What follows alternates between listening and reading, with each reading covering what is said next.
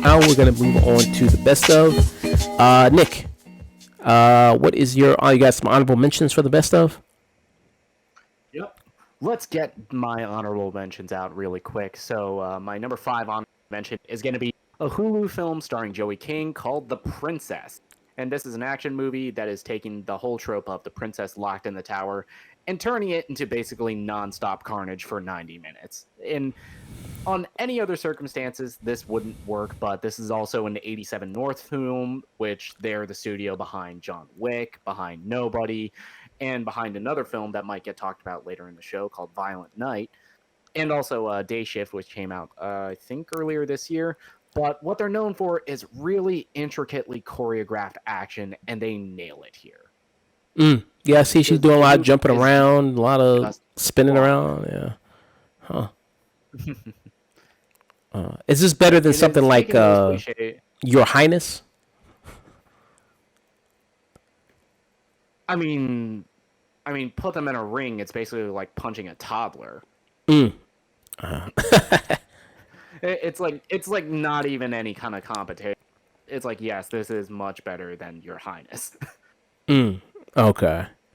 Yeah. But I'm sorry, I interrupted you there. I believe you also have some. No, not at all. But it's a really good performance from Joey King, who nails it in both the action and the actual dramatic beats of the film. Even though some of them are cliched, she's a talented enough actor where she can pull them off. Nice. And also, you get a return of one of my I think more underrated actors with Dominic Cooper, who played Howard Stark in Captain America: First Avenger. He was also played Uday Hussein in this movie, The Devil's Double, and he's been really underrated and kind of missing for a long time. And it was nice seeing him again, especially as this really evil scenery chewing villain. Nice. Dominic Cooper. Yeah. I think he should get more stuff. I did like him in The Devil's Double. I liked him a lot in that movie. I thought he was very, very good in that. All right. So I'm going to move on to my honorable mention here. It is Prey. Prey, which is the prequel to the Predator franchise. This is directed by Dan Trachtenberg. Dan Trachtenberg, who I loved. He did 10 Cloverfield Lane. Absolutely loved that movie. And this is starring Amber Midthunder. He also directed the pilot for The Boys. He directed the Wyatt Russell episode of Black Mirror. So I really enjoyed his work a lot, and he did the prequel to the Predator series, Prey, which is taking in a more following an indigenous character played by Amber Midthunder. And yes, this is a movie that it is very similar to the first Predator movie. It takes it back to the basics of what made Predator good, which I think is why it works. And I think that's kind of important. And I think Amber Midthunder as a lead works very well. There's also two different ways you can see this movie. You can see the movie like just regular, where you could see it like just in the, like them just speaking English, or you could see it where they are speaking their native language. But sometimes it doesn't really quite sync up, I think, when you play it in the indigenous language. The film it shot with them speaking English, but afterwards they went back and actually recorded, all the actors came back and recorded the dub in Comanche, so it's still the actors saying those lines in Comanche. Yeah, so they kind of did that, so you can see it kind of either one of those, which I think it kind of maybe works better. I think some people said, I haven't watched it in the Comanche version, but some people say it kind of works better there if you do watch that. Some of the special effects were a little dodgy. They didn't really work all that much, like some stuff like with the bear, doesn't quite work, or some kind of scenes like that. But overall, I think it was a very strong movie. I like them taking it back to the basics of what made Predator very good. Whether they're going to follow up with this or not, I don't know, because typically with Predator movies, when they do a movie, they don't really directly follow up with that sequel or prequel or anything like that. That's kind of a tradition with these movies. Like, they completely ignore what happened prior. They just go straight back to the first movie. So, so I have Prey there. I got a little bit of a tie with some of these honorable mentions there. But I'll let you go ahead. Nick, what is your next honorable mention there?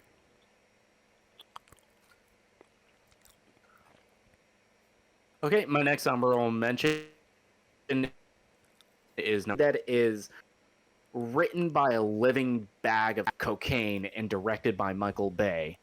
It is Michael Bay's Ambulance. This is a 2.5 hour action thriller starring Jake Gyllenhaal and Yahya Abdul-Mateen as two adopted brothers who are caught up in a bank robbery, and in their escape they take an ambulance hostage. And the rest of the film is basically just speed with shot by some of the best drone pilots in the world today, and also written by Cocaine, because the movie is absolutely insane and it is so much goddamn fun. Yeah. I thought this movie was fun. I did really enjoy Jake Gyllenhaal's performance. I mean, like I said, when we did the review of it, it's like he's doing Nicolas Cage. I mean, he's basically doing like kind of Cage type performance here with this. You basically nailed it. It is a Nicolas Cage-esque performance turned up to 11 and given an 8 ball, because that's how insane it is. But it's also, whenever he's given moments of actual dramatic and emotional sincerity, he also nails it, and so does Yahya Abdul-Mateen as his brother. Yeah, I mean, Jake Gyllenhaal definitely understood the assignment of what he was supposed to do in a movie like this. Yahya Abdul-Mateen, who's rising. I mean, him, Jonathan Majors, Lakeith Stanfield. I want to name some other people, but as far as black male actors that are really being out there now, I think he's some of the crop of them right now of really being put to the forefront. So good for him. He's going to be Wonder Man in the Disney Plus series coming up, so he's going to be getting the Marvel checks. So yeah, good for Yahya Abdul-Mateen. Yeah, I mean, this was a fun ride. You did have what's her name? Eliza Gonzalez. It's Isa Gonzalez as probably one of the best female characters Michael Bay's ever directed, because she's not played up by her sexuality or femininity in any sense of the word. She is just there as a purely competent paramedic. Yeah, and with Michael Bay stuff, I mean, you're gonna have a lot of the propaganda, very pro-military, pro-police type stuff that you have there in a lot of his movies, and a lot of his characters are also gonna be somewhat generic, somewhat one note. With the Gonzalez character, you have her like she's the best damn paramedic, you know what I mean, and she does her job and she does it well, but she can't get emotionally attached to people. It's like okay, you kind of have that there, but. Yeah, I thought there was some really, kind of fun moments with the movie that do work well. I think Jake Gyllenhaal and Yahya Abdul-Mateen have some good chemistry. Funny moments with Jake Gyllenhaal, like I like the movie. I like the scene where he says, what was the scene where he said something like I wasn't supposed to get the clap or herpes or something like that, but I got it anyway or something. It's like, it'd be better if I didn't have a gun in my face. Well, I wish I didn't have herpes, but you got what you got. Yeah. So, I think there's some kind of good funny moments like that, and that works. So, I could see you kind of putting it on there. All right. Another honorable mention for me is going to be Glass Onion. Knives Out Mystery. This is the sequel to the first Knives Out, which is directed by Rian Johnson. Here you have another kind of all-star cast of people brought together: Kate Hudson, Dave Bautista, Janelle Monáe, Leslie Odom Jr., Edward Norton, of course Daniel Craig, who's the Benoit Blanc. This was an enjoyable movie. I mean, some people are saying if it's better than the first one, and it's just like Rian Johnson has, I think, a real skill to take something like the murder mystery and really have fun with it. Really play with it, play with the genre, play on the tropes of the genre, but play within those tropes and make it kind of fun. And even though that these characters are playing kind of one note, I think the performances and the writing still make it enjoyable to watch. And Daniel Craig as Benoit Blanc does such an amazing job, and you have so much fun watching him as this character. And it's just so much fun to see him interact with everybody, bounce off everybody, and it's just a lot of fun to watch. What were some of your thoughts on Glass Onion, since you weren't a part of the review when we did it? Yes, I wasn't a part of the review, but I absolutely adored the movie. I consider Knives Out to be like one of the perfect movies. and it was probably my number one or two of the 2019 when it came out. And Glass Onion, for me at least, it surpassed it in every single way. I thought the mystery that is actually at hand is much more interesting. I think the cast gets much more room to play around with each other, where I thought that was one of the weaknesses in the first film. I like that Benoit Blanc has taken a much more prominent role in the story, whereas he's more of a side character in the first film. And again, a star-making performance. Janelle Monáe was already a star, but this is incredible. This is like best actress worthy stuff. Mm. This and the turns that Ryan Johnson takes with his script, it's like the guy is a master in misdirection, and which is actually needed in order to make a murder mystery work. Mm. And just with the twists and turns that this movie takes, it gets fun on a rewatch when you understand the context of certain scenes. Mm. Yeah. Have you gone back to watch it since it's now on Netflix? Yeah, I had a chance to see it when it was on its theatrical run, and I rewatched it since on Netflix, and it's so much more fun on a rewatch. Mm. I have not rewatched it yet. I want to. So that was it. What is the next honorable mention for you? Okay, my next honorable mention for me is gonna be another 87 North action film, and that is gonna be Bullet Train, directed by David Leitch, starring Brad Pitt, Aaron Taylor Johnson, Brian Tyree You Henry, you know Andrew what I just Koji, Joey noticed? King. Like watching this trailer. Yeah. Like I forgot to mention this. Like now watching it, like I've seen the movie, but seeing the trailer, why is Brad Pitt dressed like Woody Allen? Like he's kind of dressed like Woody Allen did most of this movie. I just noticed that. I think it's like I think it's Woody Allen. I didn't put that dot together. I think it's just because he's like tried to dress like someone who's like a quirky, kind of out of his element in the sort of action scenario. I think that's more the look they were going for than specifically Woody Allen. But going back to my thoughts on Bullet Train, I think the movie it's you kind of put it best where I think in your review where you said this movie is smoking aces, but I think with a better choreographed action and a much tighter script, I think. Because I think the actual mystery, it's so fascinating when you get to the why all of these characters are put into this one place going after this one MacGuffin of this briefcase. And all the performances, everybody is so having so much fun. This is one of the first times I've seen Aaron Taylor Johnson in a movie in a long time where I think, wow, this guy has some actual chops, and I love his chemistry with Brian Tyree Henry as a lemon and tangerine.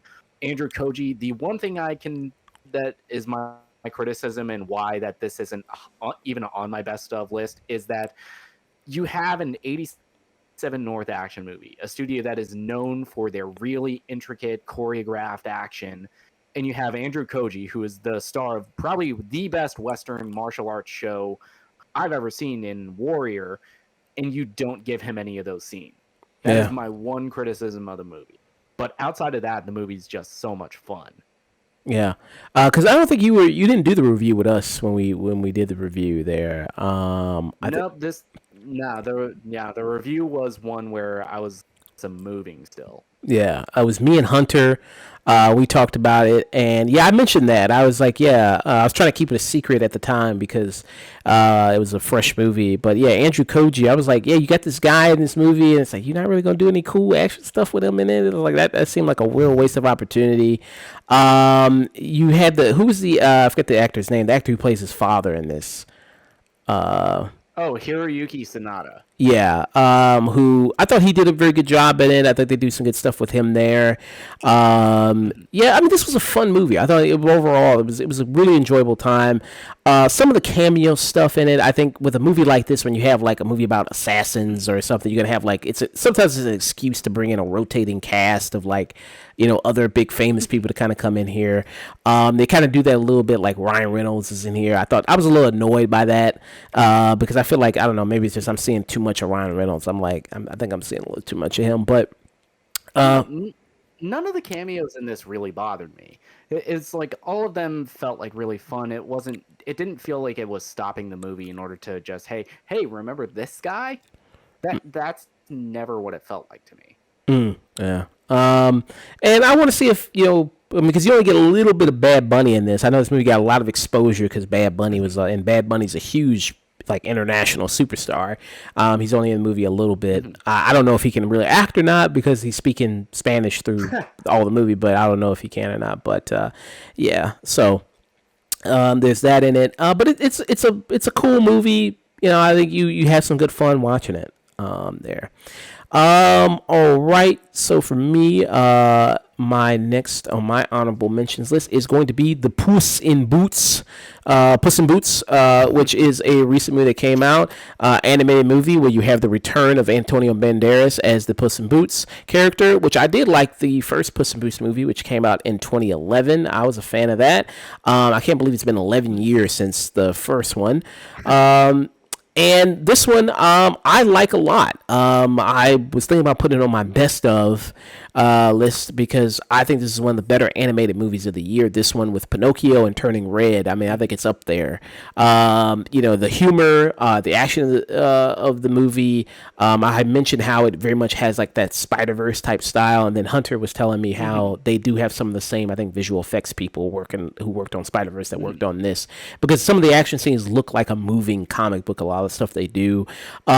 Speaking about like Florence Pugh, who she was in Don't Worry Darling that came out this year. She does a great vocal performance here as Goldilocks, who I did not recognize her voice at all. Gold, Goldilocks and the Three Bears crime family. Yeah, I thought that was really. I mean, because they, of course, this is about the Shrek. This is the spinoff of the Shrek franchise. They do all the fairy tale stuff. Like John Mulaney does a great voice here as Jack Horner, and what they do with that character and another fairy tale character that pops up. I was mentioning it to Hunter.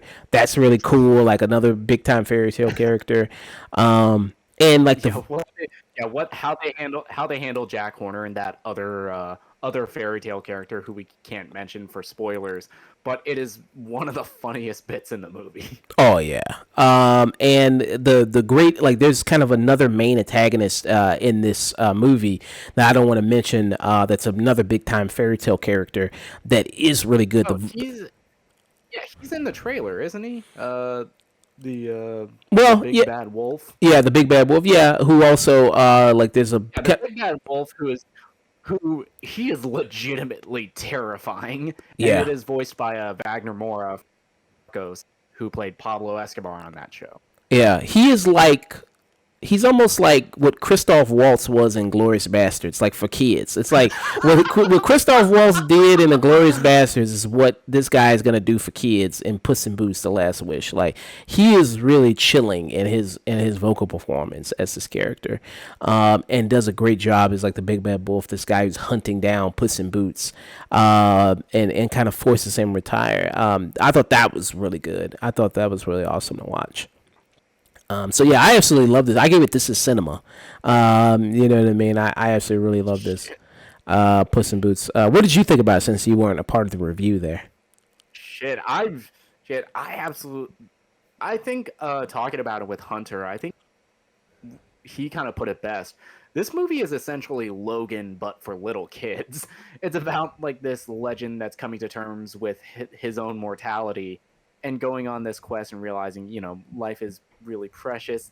In so many great vocal performances, you get Harvey Guillén as Pedrito, who is this dog character who is so optimistic, but he has the saddest story I've ever heard out of an animated character, and it's just so funny when he tells it. You get Florence Pugh as a Goldilocks in the Three Bears storyline. And if you told me last year that I get emotional over Goldilocks and the Three Bears in the Puss in Boots sequel, I would have laughed in your face. But goddamn, they got me in this. Yeah, yeah, I thought that was really good. Yeah, I mean it works. Yeah, and Selma Hayek, Kitty Softpaws does a great job here, as well. She's a good. I mean, her and Antonio Banderas, amazing chemistry, as always, Mhm. and everything there. And so, yeah, I absolutely loved it. What's next up for you with your honorable mentions? Okay, my next of my honorable mentions is a movie that I did not see coming at all. I didn't see at all coming out this year. A film that is a legacy sequel to a film that came out almost like a decade ago. That has one of the more insane twists in a movie. That if if you're gonna make a prequel or a sequel to it, how are you gonna possibly do that? And goddamn, they made it work with Orphan First Kill, because this movie you have Isabel Furman, who played the role of Esther initially when she was 9 years old, and now she is like 25 and reprising that role younger. And it's kind of hilarious how they do the makeup. It's actually some really good filmmaking because they don't like de-age her with CGI at all. They do it all through like forced perspective. They do it all through like, I think Julia Stiles, who plays the mom in this film, she was sharing like behind the scenes photos of like the entire rest of the cast on stilts, just so they would tower over this character who's supposed to be like 36 playing 9. And there's a point in the movie where the shoe drops and it gets insane. Like, for me, how I felt about Malignant last year is how I feel about this movie, because it is just so campy, it's so nuts, but it's so much fun. And again, Isabel Furman, she is an incredible young actress. She was amazing back in the first film, and she's even better here. Yeah, this was a surprise movie of the year. Now I wasn't expecting much of it. Like I said, this kind of decade-long sequel to this movie, which I like the first Orphan. But horror sequels sometimes it's like, you gotta really be cautious because a lot of horror sequels. They're hit or miss, and this is a prequel to the first movie. And this works, like you said. I mean, and it really makes you, in this movie, it really makes you root for her, because like the family are all such dickheads except the dad. The dad is completely oblivious. He's clueless. Like, the whole dad is really clueless. Yeah, he is Disney dad. I mean, even in the first movie, Peter Skarsgård is like going for the title of worst dad in a horror movie ever. This guy kind of takes the cake. Like, he just is so stupid. He has no idea what's going on. And to see Julia Stiles, and like the asshole son, and it's like, yeah, you're really on her side, because they're constantly just talking shit about her, calling her like this, like a deformity, mutant. Yeah, mutant and all this other shit. So, so you really kind of root for her. You really want to see her kind of take out these people. The most fun of the. And the biggest fun part of the movie is the cat and mouse game between the three of them. It's just always, it's so entertaining to watch. And it should not work in this movie, but it does. Yeah. So I had a lot of fun watching it. I was like, yeah, this is pretty good. All right. So for me, my next honorable mention would be Tar. Tar is the movie with Cate Blanchett. I think this is one of the best performances of the year, not only like just best from a female actress, but just period. I think what she does here, playing like this world famous conductor who kind of just has, this tragedy, kind of like all these series of just terrible events kind of befall upon her, and how it kind of just ruins her life. I love stuff like that. I love when people's lives get ruined in movies. Like to see that kind of destruction downfall, like something like in Uncut Gems, or that movie with Robin Pattinson, Good Time. I absolutely just kind of love stuff like that. So to kind of see it here is kind of fun to watch. And Cate Blanchett, who's always amazing in everything she's ever in, again delivers another amazing performance here.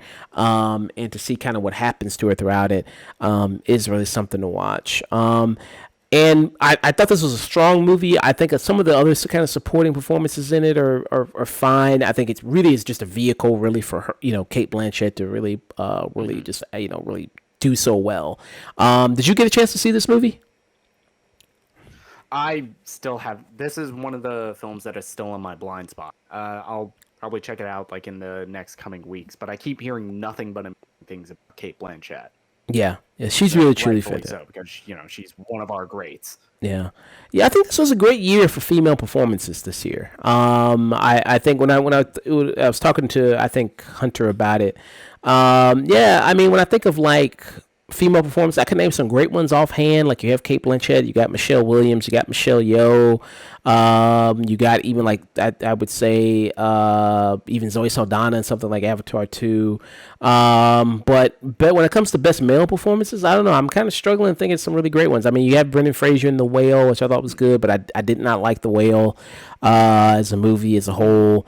John Boyega in Breaking I thought was very good. But yeah, I mean, what are some kind of good male performances that you thought of this year that you thought were kind of Oscar Uh, worthy, maybe? some good, some good male or female. Male. So just offhand, uh, of course you got Brendan Fraser in The Whale. I'd say Ray Fiennes, Nicholas Hoult in The Menu.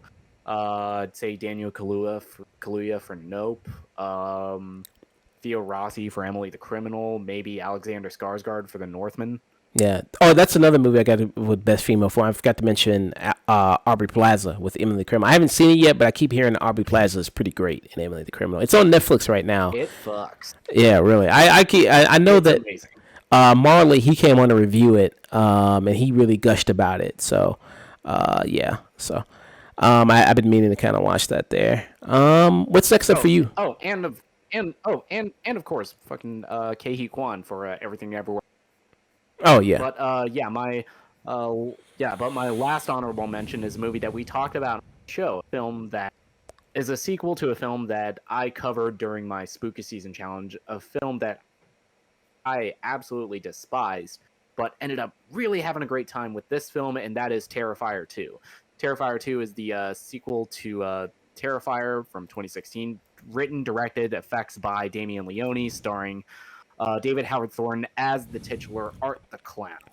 And this film, it's much bigger in scope than its previous film. The has a whopping, just staggering budget of $250,000, and it got by purely on word of mouth, and it ended up grossing, I think, close to 20 million off of that small budget. yeah, And the biggest thing, like, acting is not a really strong suit for the film, except for Howard Thornton, and I think our final girl, Lauren Lavera. I think she's fantastic in the role.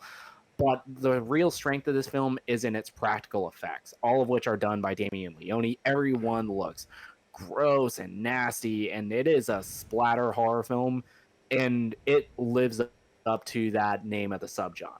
And I think where this film succeeds more than its first film, where you get much more comedic beats from Howard Thornton as Art the Clown, because there's like an entire scene where they're in like a spirit Halloween store and Art is just goofing off in the background, and it ends up being really funny and really undercuts that tension, even though that's always there.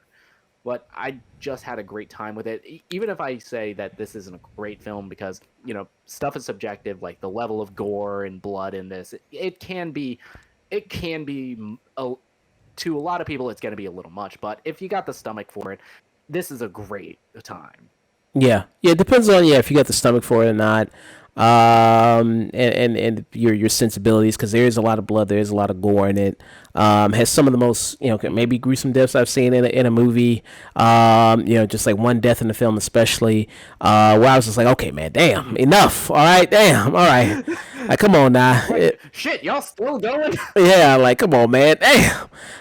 But yeah, so it kind of depends there. But yeah, great performance. I mean, I guess I want to mention him. I guess the actor who played Art the Clown. That's a great male performance. I mean, what he does there, even though he doesn't speak at all, but just a lot of his physical movements, facial expressions, a lot of that is really great in the movie. And he did a lot of studying, did a lot of work when it came to doing the role. So. Studying mimes and things like that. So, yeah, that was a great performance this year, I thought. Yeah, and yeah, I could see that. And the word of mouth with this movie was really good, very very good. So that the boy was able to kind of gain that. So that's the power of kind of the people going to see a movie there.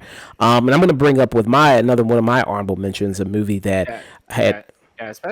yeah, especially with word of mouth and just kind of the perfect storm of circumstances, because this was like the big hit of October, or at least this is relative to its budget. It was the highest grosser of that entire month.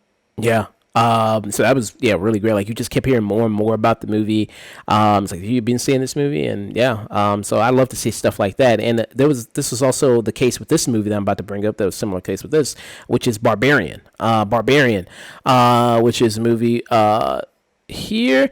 Yeah, this was kind of a similar case where this movie kind of came out of nowhere for a lot of people. A lot of people say like, do not watch this, do not like watch the trailer, know little about it before coming in it, because you're going to be really rewarded for that. This is directed by Zach Kreger. Zach Kreger is part of the Whitest Kids You Know, starring Bill Skarsgård, Jordana Campbell, also Justin Long is in here as well. And the way the direction, the way the movie goes. I don't think you're maybe, I don't know, maybe if it depends, maybe you're not, can see where it's going, maybe not. But I kind of loved it. I loved where the direction the movie goes. I think the movie has a lot of good humor moments in it too, especially when Justin Long comes in. I think the direction of it is also really great. The style of it, like the scene, like you mentioned when when we were doing the review of how you see like when she comes out the house and it's all just dark, you know what I mean? And when she wakes up in the morning, you see like what the neighborhood looks like, and kind of the contrast there. So I like kind of stuff like that, what they do there.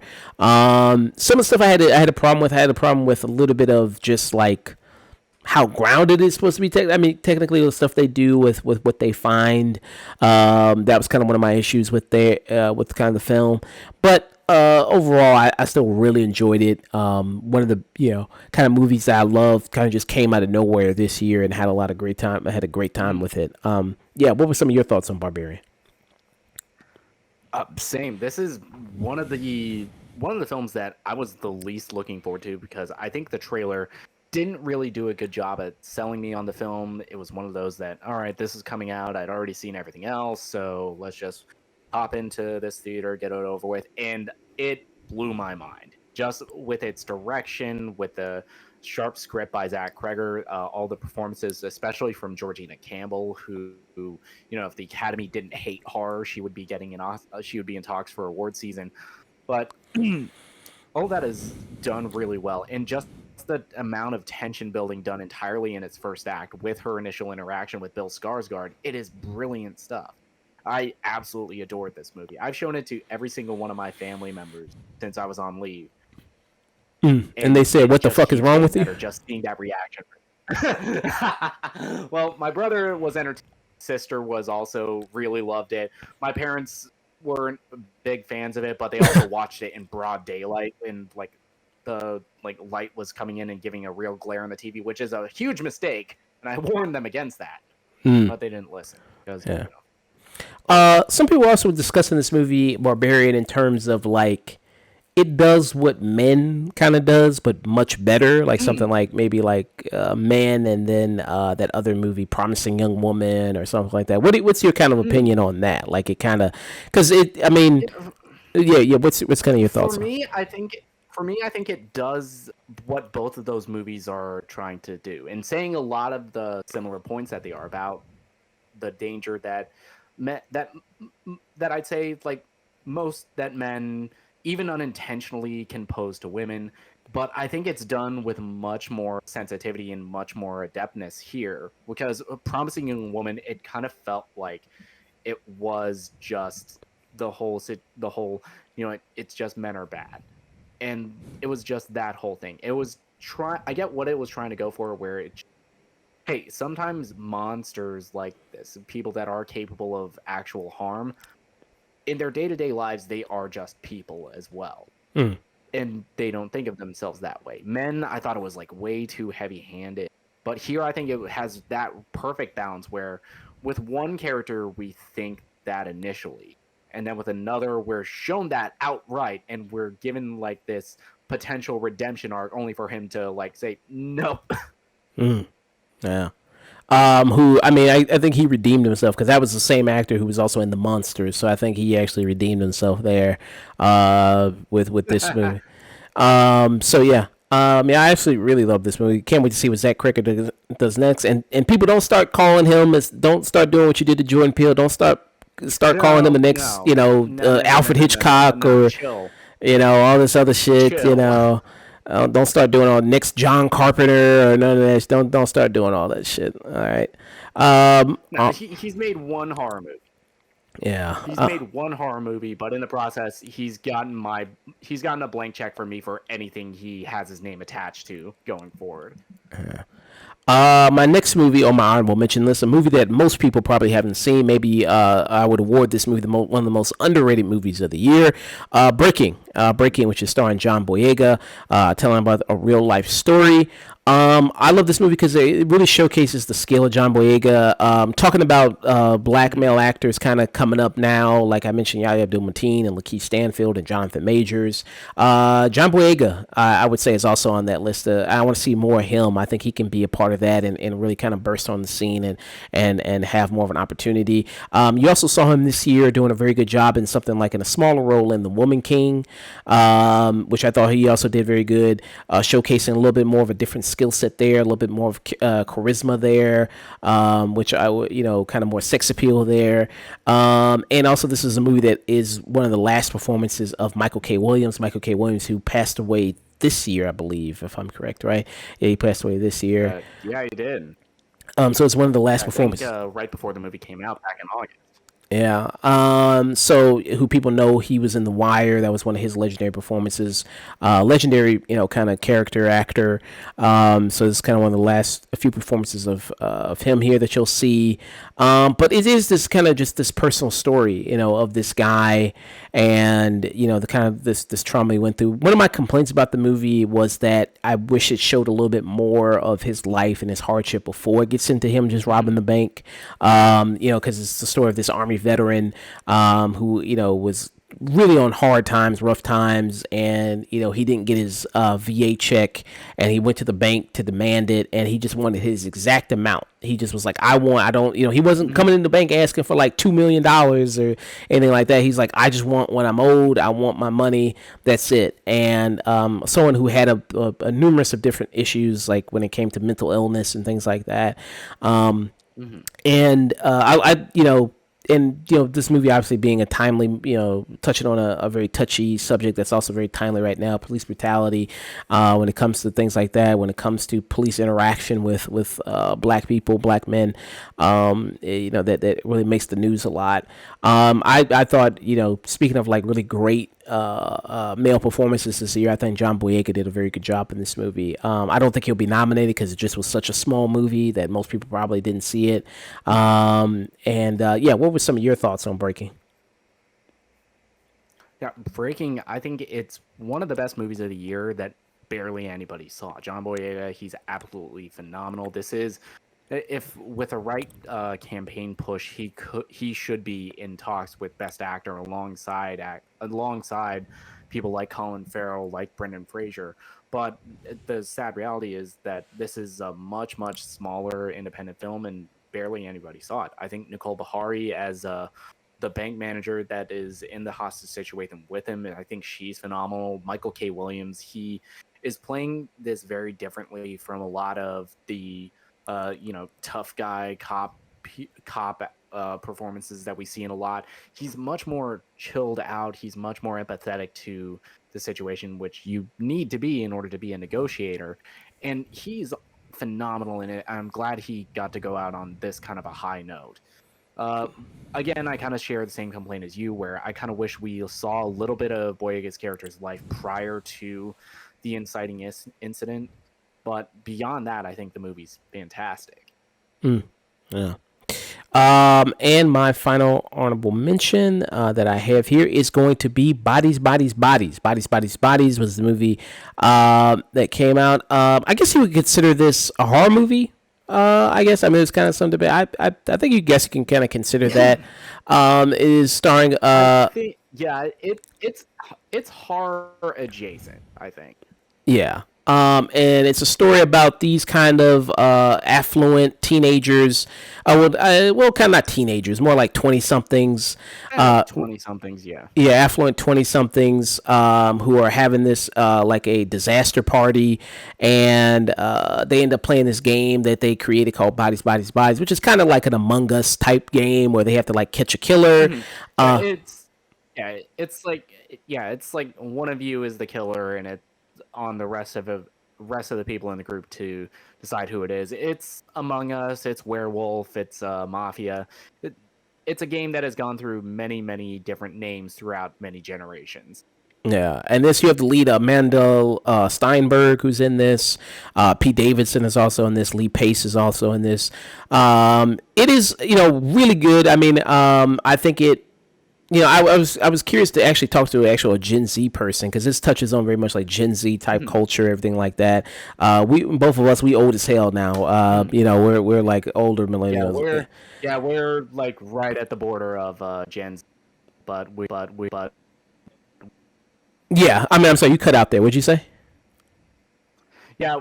Josh and I are both on the border of Gen Z and millennial, but we're a little too old, so we're millennials. Yeah, basically kind of on that board. We're almost 30 now, coming close to there.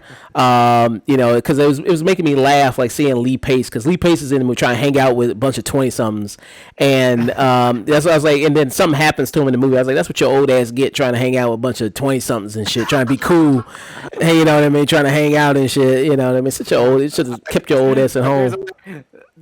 a, I have a different take on that, and it is very fun, but that would also kind of be a spoiler. Yeah. You also had Maria Belkova was in this movie who did really great job. She was in Borat 2 and she was really hysterical in that movie. I thought she was really funny in that movie and she does a really great job here. There's some really funny stuff here. I thought they touch on a lot of stuff that goes on in Gen Z culture and maybe some millennial culture here about like how you Mhm. use that kind of social justice language about you have them saying like Mhm. that's ableist or and things like that, or that's a slur or this or that, how they kind of bring that into this movie. And I think it works very well. And I think there's very few movies that really do it very effectively. I Mhm. think another movie that's probably a good example of something like bringing up Don't Worry Darling, bringing up Olivia Wilde. um, Prior to the show, she did a really good job. I think in Booksmart. I think Booksmart was about like Gen Z type Mhm. people. I think she did a good job there. But I think some like a movie that example of it kind of failing was me for me was like that movie with that we did recently with Maya Hawke. What was that movie? Do Revenge. Yeah, Do Revenge. I didn't really think that did a very good job of it. So yeah, I mean, I absolutely really do really enjoy this movie. The yeah, I think it works as kind of. It's very effective at being very creepy and being kind of also kind of a little thrilling, but also I think it does Mhm. well at being very funny too. And when you see the actual conclusion of it, Mhm. you're either gonna really like it or you're kind of gonna hate it. I could see people going either way. I thought it was kind of funny, what they do with that. But what kind of some of Yeah, your thoughts it's on like Body? yeah. For me, this is probably one of the. And there's the thing you said, where it's a film about Gen Z, but it's not just the generic boomer jokes about Gen Z. It's like, huh, you use all this language, you can't stay off your phones. It's all done with a level of sincerity I think is rarely seen, except for films that you just said, Booksmart.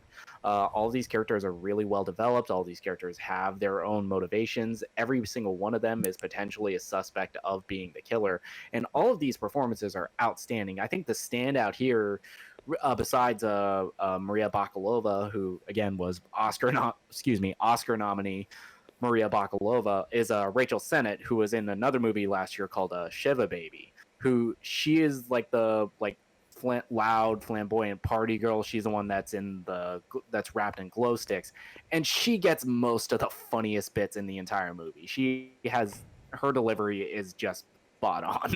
Yeah, and yeah, she did a and good again, bit too.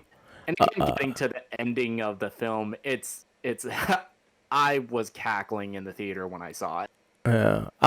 You mentioned Rachel Sennett. She did a good bit in the movie too, where she did the whole podcast thing, where she's like, "I have a podcast," and you know what I mean. This is a lot of work. You gotta do a Google Calendar. You gotta schedule people. It's like, wow, I feel attacked right now. Yeah. So I thought that was really good what they do there. And that whole where they do like what she says like you are just middle class, like that's like she like lives like just a complete With so much venom. yeah like It's like your parents are upper middle class. yeah. Damn, that actually felt like. Oh man, but yeah, I mean, I think it really works, yeah, really well. So I absolutely had a great time. I mean, were you there when we did the review of it? I think it was just me and Marley, right? I'm I missed the review because this was another one where I was still moving away from Japan, and this was a not a day in release. Yeah. So yeah, it's really. I recommend people check it out. Bodies, bodies, bodies. I think people have a lot of fun with it. Did you see that whole controversy that kind of came out with it? Oh, you mean the whole nothing controversy about this reviewer from the New York Times who was a nepo baby, just saying that the movie was like an average cleavage? Yeah, and then like the Amanda Steinberg, she like sent her a DM, and then she blew it up, and it was it was really funny. Yeah. Yeah, like yeah, it was kind of weird, but yeah. So now we're gonna be doing the best of 2022. Nick, what do you got?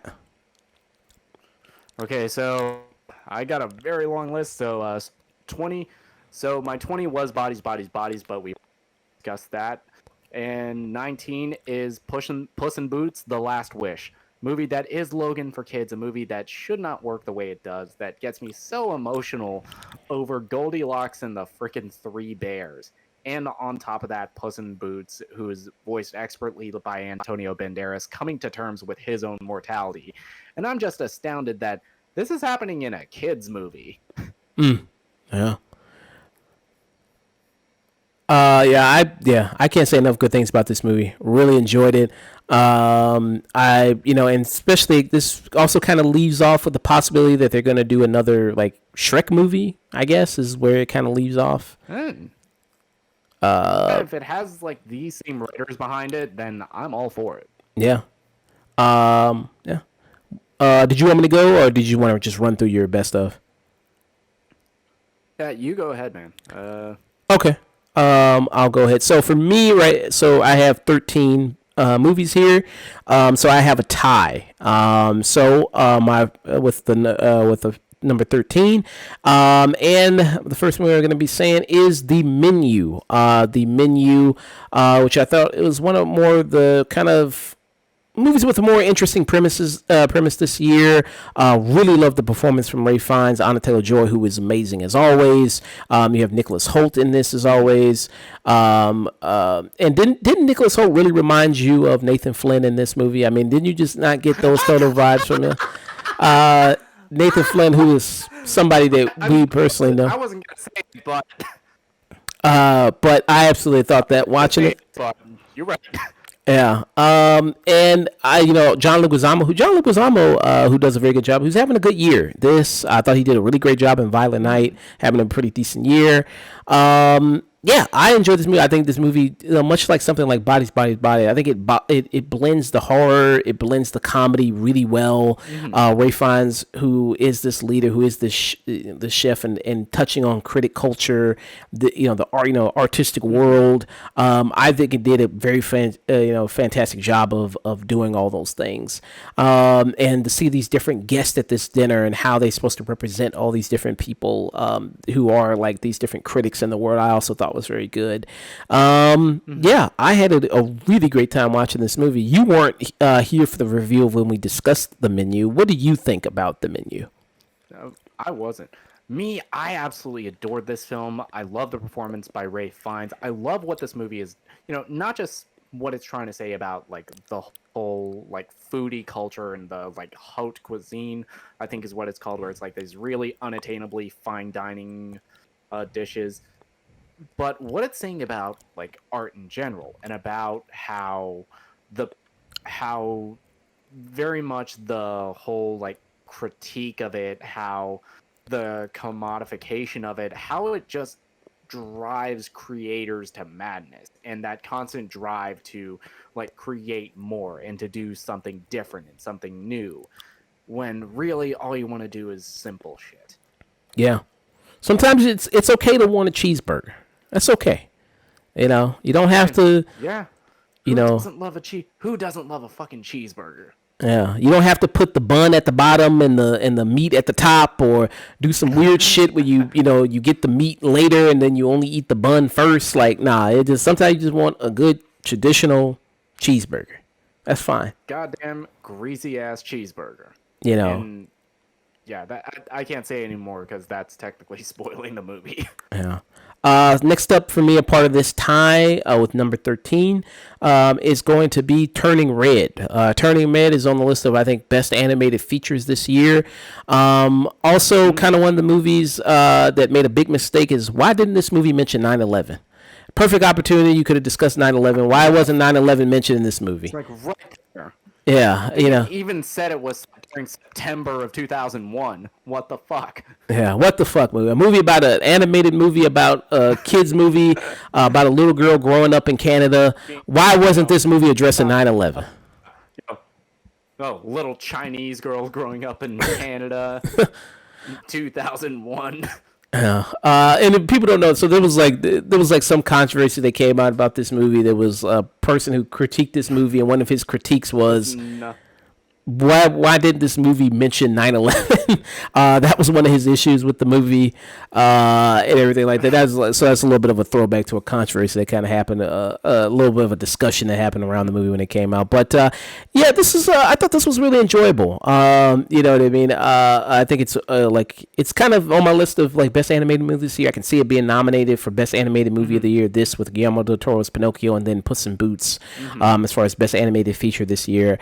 I don't know. Probably I could see probably this will win. I mean, because Pixar, of course, you know, Pixar's always got a you know, kind of favoritism there. Yeah, Pixar usually takes the best anime. Yeah, but if this won, I wouldn't be mad. It is very good, you know, seeing this type of culture, this being in Canada. Much of the director of this movie, who based it on her personal life, her personal experience, growing up, that was kind of nice to see, and like how this movie. Another thing which was big with this movie too, coming out is like, oh, it's a movie about periods, and is this appropriate for kids to see, and everything like that. About puberty. Yeah, but yeah, the way it's handled, it's with such a care and adeptness that it's basically just like, hey, adults in the theater that are on Disney Plus watching this, yeah, we know, we know, yeah. Wink, wink, wink. So I thought that was kind of really fun. They do stuff like that. Her friend group is really good. They do the traditional thing where like her, she kind of breaks up with her friend group, but it's done in a more realistic way. Like I think how they kind of come back together is really good. It's not, what I mean? It's not done in such a traditional way, which I always really like. The stuff with her mother, like this year that we mentioned, this year was the year of generational trauma. This was this year for that. That was kind of one of the themes this year going on with like things like the Batman. At least with two of them, it was like specifically Chinese mothers. Yeah, it was really odd. Yeah, everything, everywhere, all at once. And for specifically this year, that was kind of like the theme this year. So they kind of had that. You got a chance to see Turning Red. You reviewed it on the show. What were kind of some of your thoughts about Turning Red? I adored this movie. I think the fact that Pixar got away with a movie that is outspokenly about periods, like even the whole like title of it, Turning Red, that's basically what it is.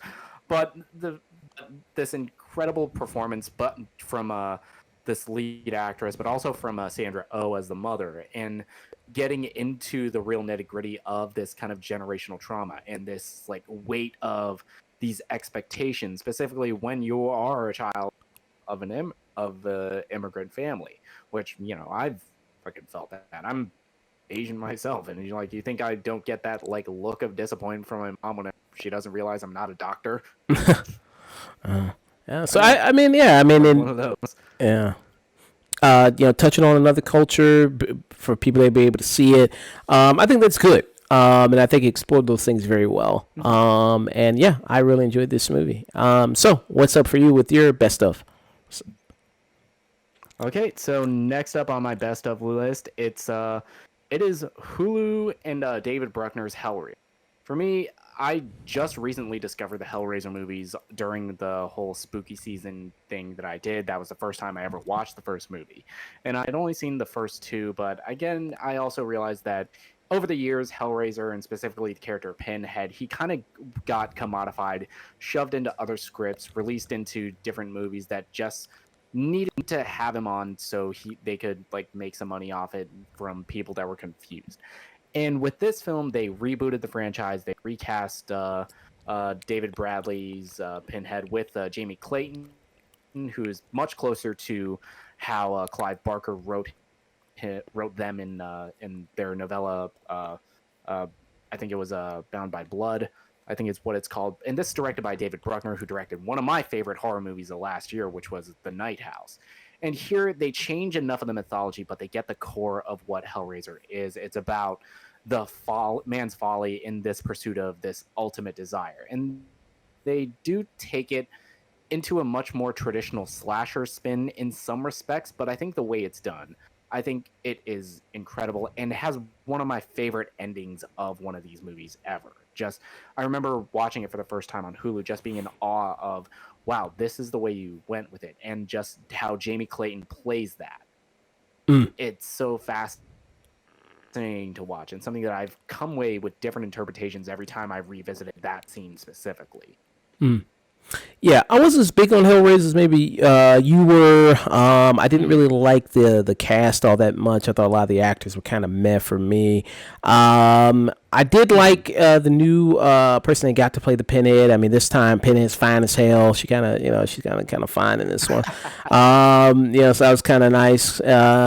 And I like some of the kind of direction they did. I mean, showing kind of the brutality there. And like you mentioned, like I think you mentioned this in the review when we discussed it, is that, yeah, I mean, the Hellraiser, being captured by the Cenobites is kind of one of the worst things you can do, because it's like, at least with Jason or Freddy, it's like, it's over, it's done. But then with these people, it just keeps going and going.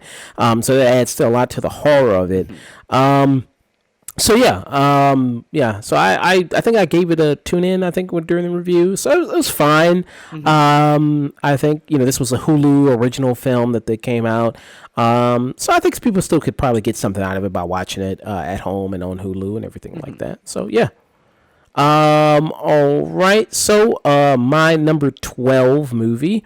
Here I'm going to do Weird. Which is the movie based on the life of Weird Al Yankovic. Weird Al Yankovic in this, who's 100% true. Yes, the factual, true story, eyewitness account, verified by Twitter account of Weird Al Yankovic's life. Yeah. If you told me that a Roku original film would be on my best of list, I'd say you were smoking crack. But hey, it's here.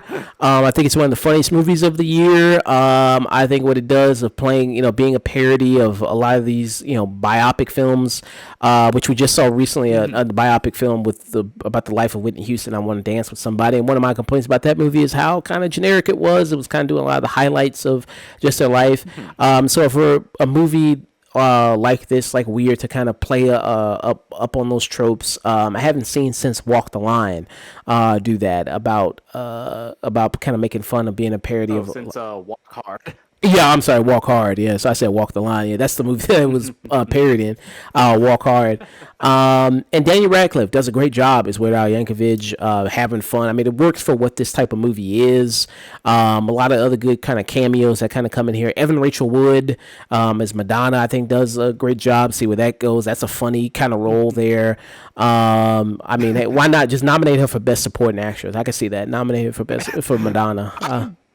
I could see it because she is just that great in this role, and the turns that this version of Madonna takes. It's so funny how it ends up, but also something that I 100% see Madonna doing.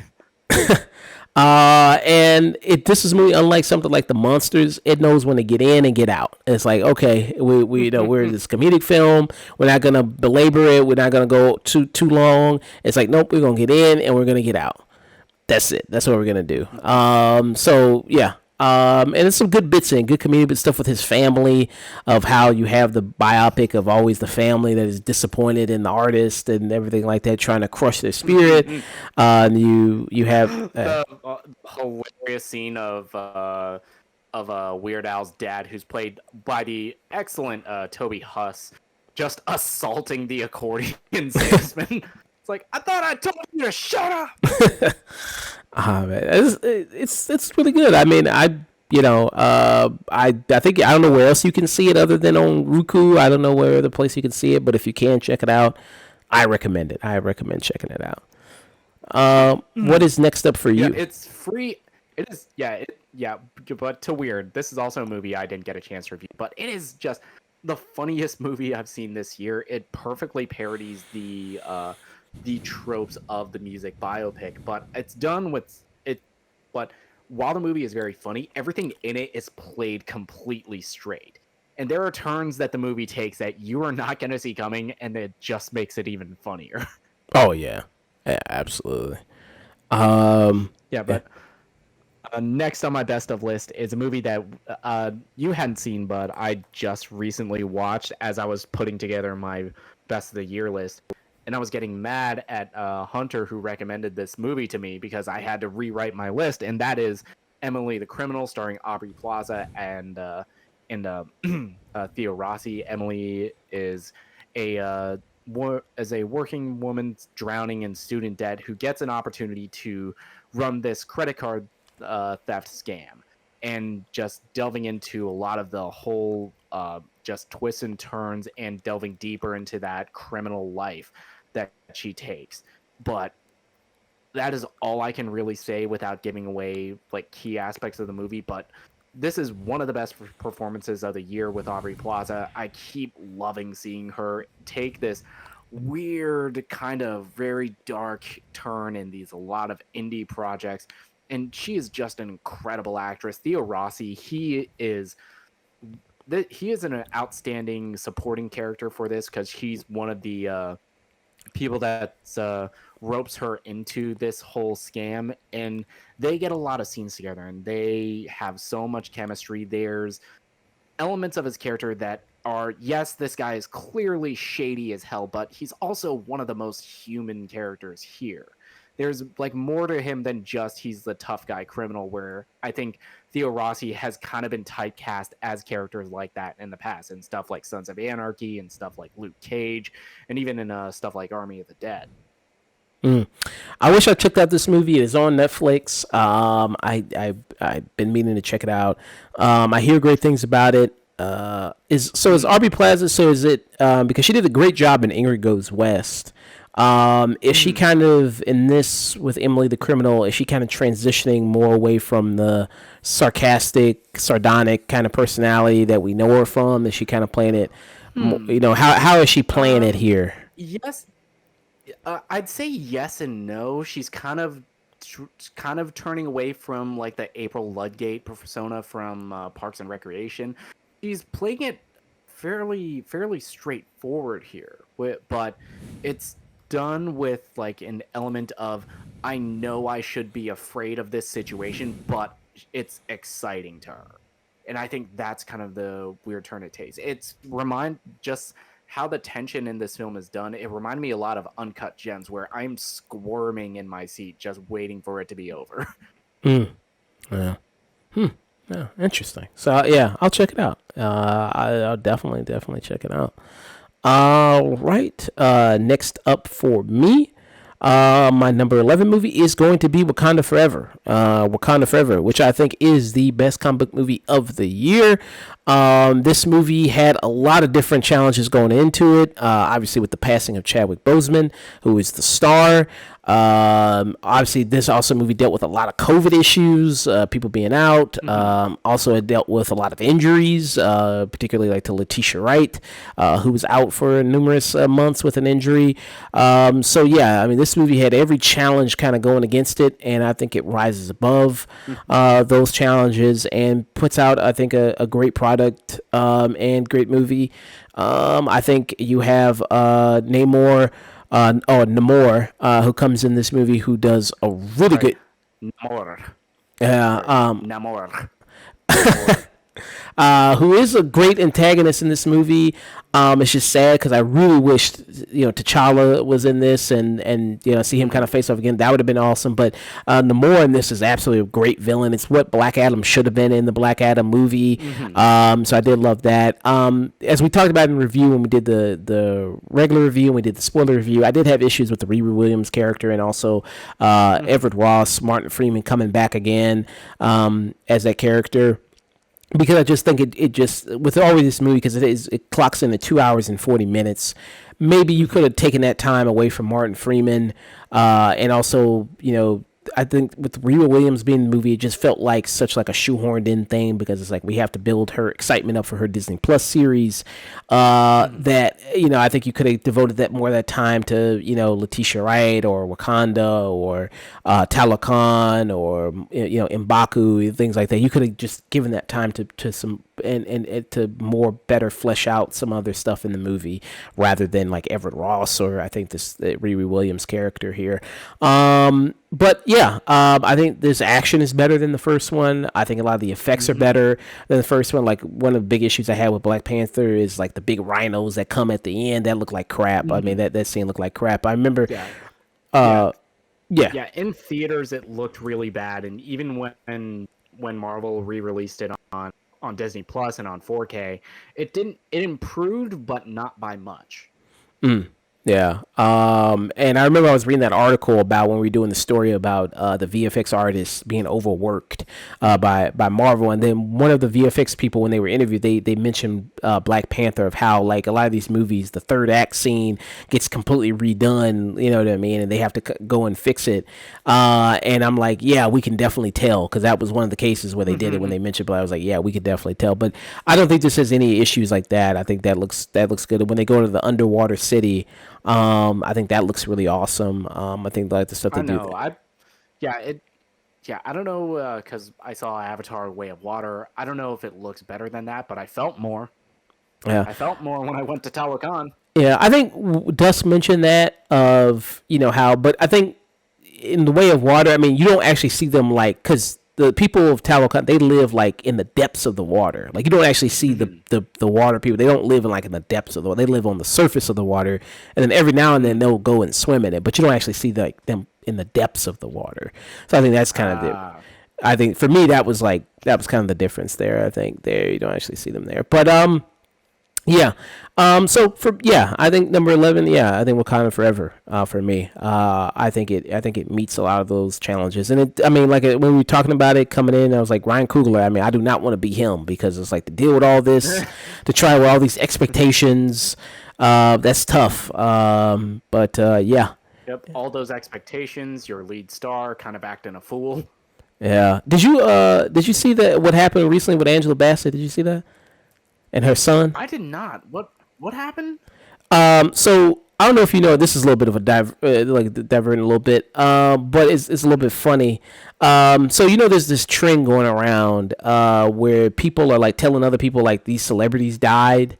And so her son did that, and her son, Angela Bassett's son, had told her that Michael B. Jordan was dead at 35. And obviously, a lot of people were like, dude, what the fuck is wrong with you? One, because obviously of Chadwick Boseman, who was already dead, who was someone she closely worked with and mentored. And now you say like somebody else that she closely worked with, you know what I mean, is also dead. So that's fucked up. But... Yeah, so a lot of people are like, "What the fuck?" And then there's a video out of him, like Angela Bassett must have whipped his ass because he was crying, saying, "I'm so sorry, I apologize, I didn't mean." Like she must have whipped his ass. Like damn. She got that fucking belt. Yeah. She made that motherfucker get a switch for sure. Yeah. So that was just something there, but yeah. So that. I can kind of forgive it. He's a teenager. The article said he was like 16. Yeah. So, all right. Don't do it again, dude. Yeah. So that was my number 11. Wakanda Forever. What's next for you? Okay. Up next for me on my best of the year list, it's a movie that just came out recently, and that is Violent Night, directed by the director of Troll 2, and starring David Harbour as a how do I put this? A disillusioned, borderline alcoholic, and total badass Santa Claus who ends up in a die-hard situation as there's a home invasion of this ultra-rich family, basically the family from Succession, as they're getting held hostage and getting robbed, and it's up to Santa Claus to fight back and save the poor innocent little girl. And this movie, in the hands of anybody else, I think this kind of would have just been using the holiday as a gimmick for just some violent, brutal kills. But Harbor injects so much heart into this with his performance, and so does the little girl who I'm blanking on her name. She's phenomenal in this. She has great chemistry with him, but they give like a really sincere holiday message about this with this story, and that's why the film works so well. On top of that, this is another 87 North production, and the action in this is phenomenal. Especially the scene where it's like between him and one guy in the game room of this house, and it's like that Mama Donde Está Santa Claus song is playing. It has so many great beats, so many great comedic beats. And Santa kind of gets his ass whipped in the early parts of this movie, and I think that's why it works so well. Because we have a character who is actually vulnerable. It's not like a John Wick where the guy is getting shot, he's getting hit by like 6 different cars, and he's fine. Yeah. I reviewed this with Dusk. Dusk liked it more than I did. I thought it was okay. I thought it was maybe better, something that see at home streaming it. David Harbour, who I did like his Santa Claus, I think he did a good job.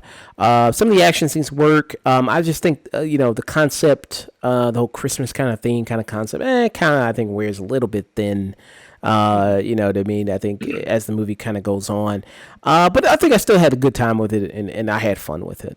I thought it was pretty good. And this also kind of puts Home Alone permanently in the grave for me, because they do a homage to Home Alone in the movie, and it's so much better because they have the R rating. This is a much more violent film. You can actually show the consequences of what a Kevin McAllister would do and how that kid basically grew up to become the Jigsaw killer.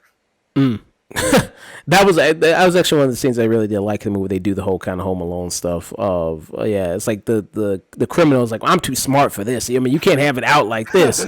No, it only work if you hide them. So I thought that was kind of really good there.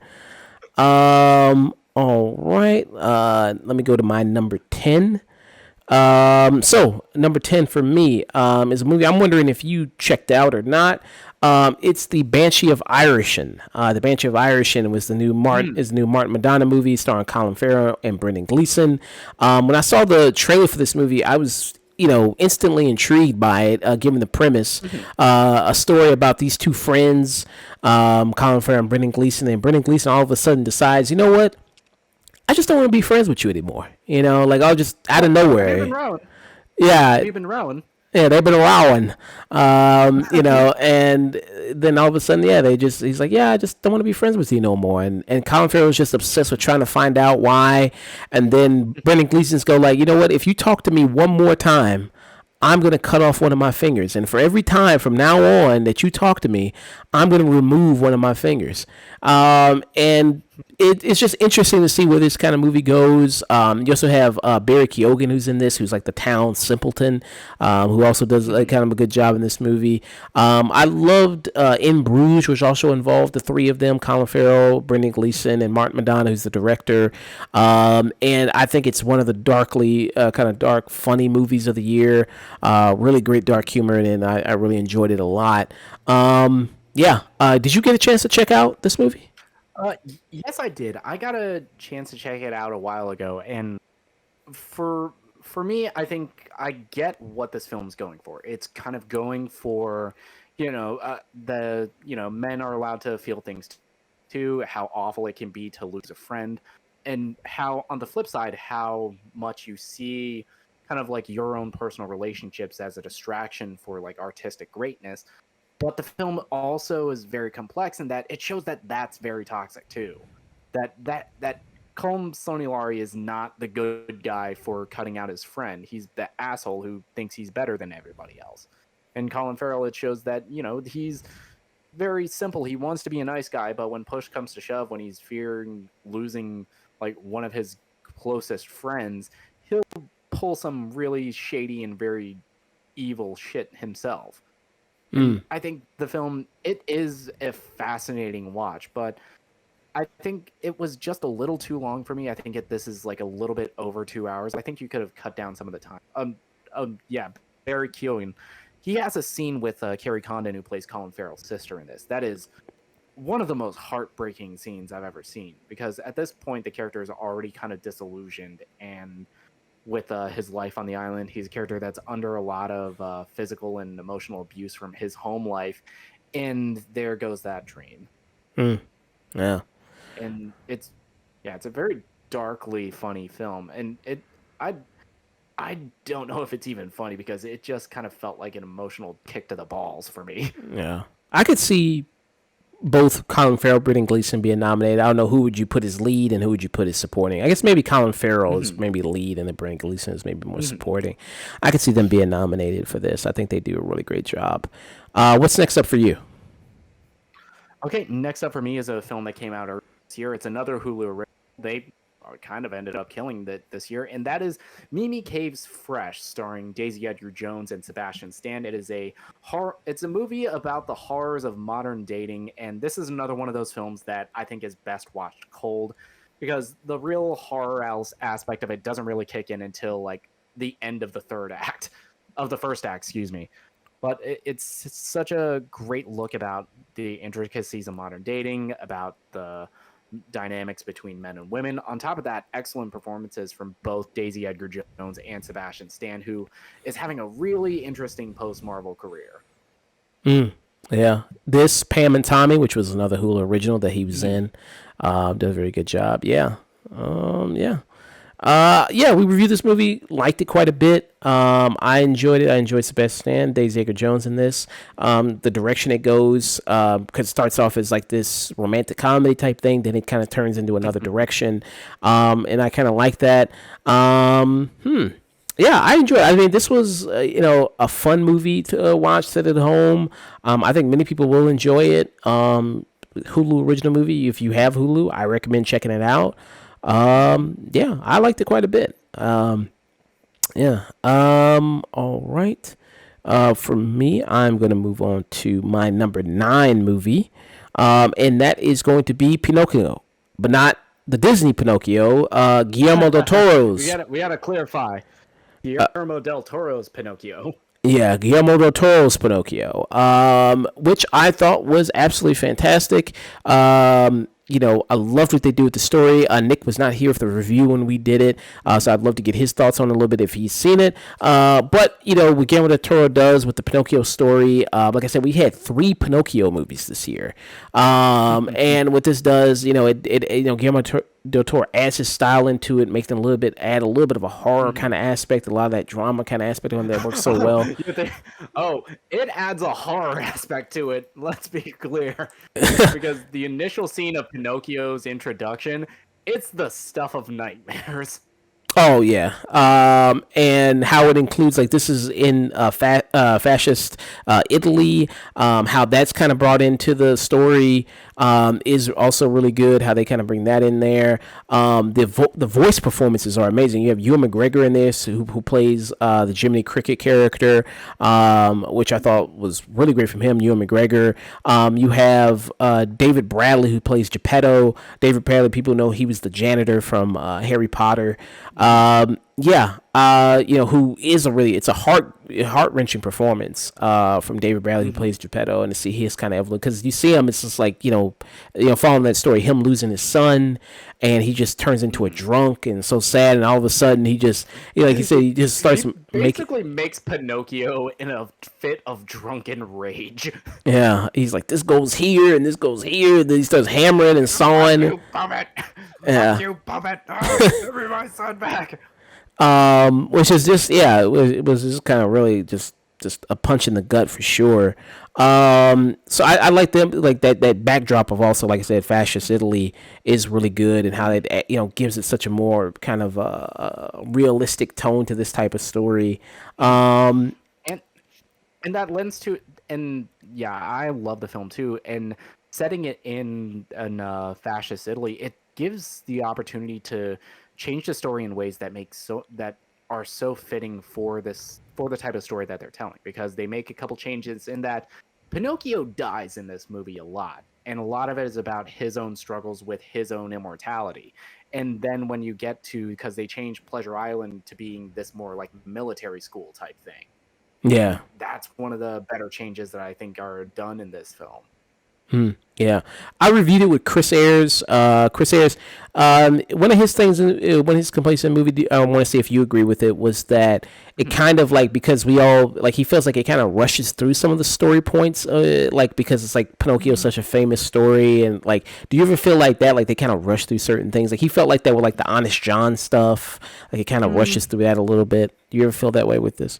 I mean, Honest John is a pretty prominent villain throughout the entire, and I don't think like anything is rushed. I think we get every emotional beat that we need to at the major checkpoints in the story of Pinocchio, and with Del Toro's spin on it. Nice. What's next up for you? Okay, next up on my list is Jordan Peele's Nope. This is a film that I initially wasn't crazy about upon viewing. I think I needed to like take a little bit of time to think about what it was actually trying to say, how Peele is trying to, use a lot of the elements of this film to talk about the exploitation of not just animals in the industry but people. And then that was the entire Jupe character that is played wonderfully by Stephen Yeun. He ends up being so fascinating. This is some best actor stuff. If again, the Academy didn't hate horror. The whole third act of this is the biggest spectacle that Jordan Peele has ever done, and it is stunning. It's a master of building tension. This entire third act, a wonderful performance by Kiki Palmer and Daniel Kaluuya.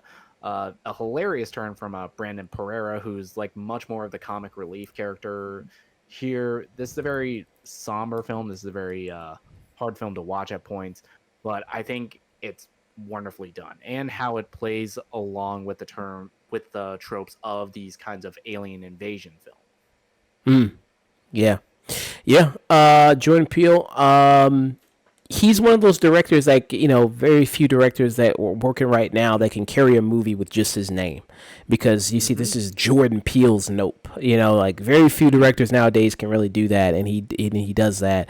And a lot of people are just always like, on the lookout for the new Jordan Peele film. And I wasn't really big on Us.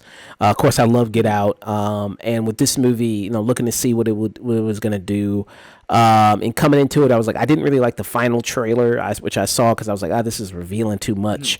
But I liked a lot of the stuff that it touched on. Speaking of really great performances, especially from women this year, Kiki Palmer, amazing job. I think does a really great job in this movie and Nope. In a probably, if this wasn't a genre movie, maybe she gets nominated. But yeah, I love a lot of the stuff they do, the kind of turn they do in the movie of that it's not just a regular alien invasion movie. Like instead of like this ship, like it just being an actual ship, it's actual creature. I like that, and I like a lot of like the blood rain scene is a really great scene that I like a lot. Some of my things I didn't like, Stephen Yeun. And again, Jordan Peele doing his best to fuck up popular like songs for me. It's like now I can never listen to Sunglasses. Yeah. Sunglasses at Night, which they kind of do a funny thing with that, with like that whole scene. Stephen Yeun's character, the movie does dedicate this whole time to doing this whole backstory with his character and everything like that. Doesn't flow necessarily the best. I don't think in the movie, but I understand the point it was trying to tell in connection with the movie. I just thought it just didn't flow the best there. That was one of my big complaints about the movie. But I love a lot of what they do about like the whole theme of the movie being spectacle. That's the big theme about it. So I did really enjoy that and really loved that a lot. And the ending is the climax is very good too. And it's gorgeous too. The movie is shot beautifully.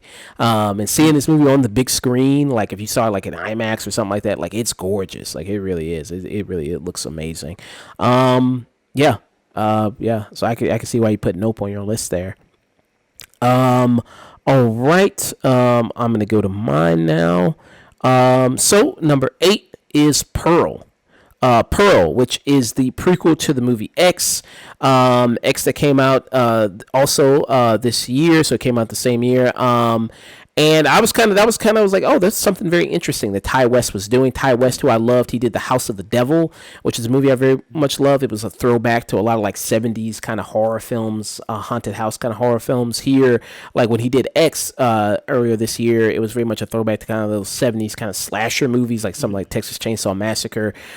Here with Pearl, which is the prequel to that, telling the story of the woman who lived on the farm, who owned the farm with her husband, that the crew went to, and with Mia Goth, who is playing dual roles there in X, playing the younger version of this character in this prequel.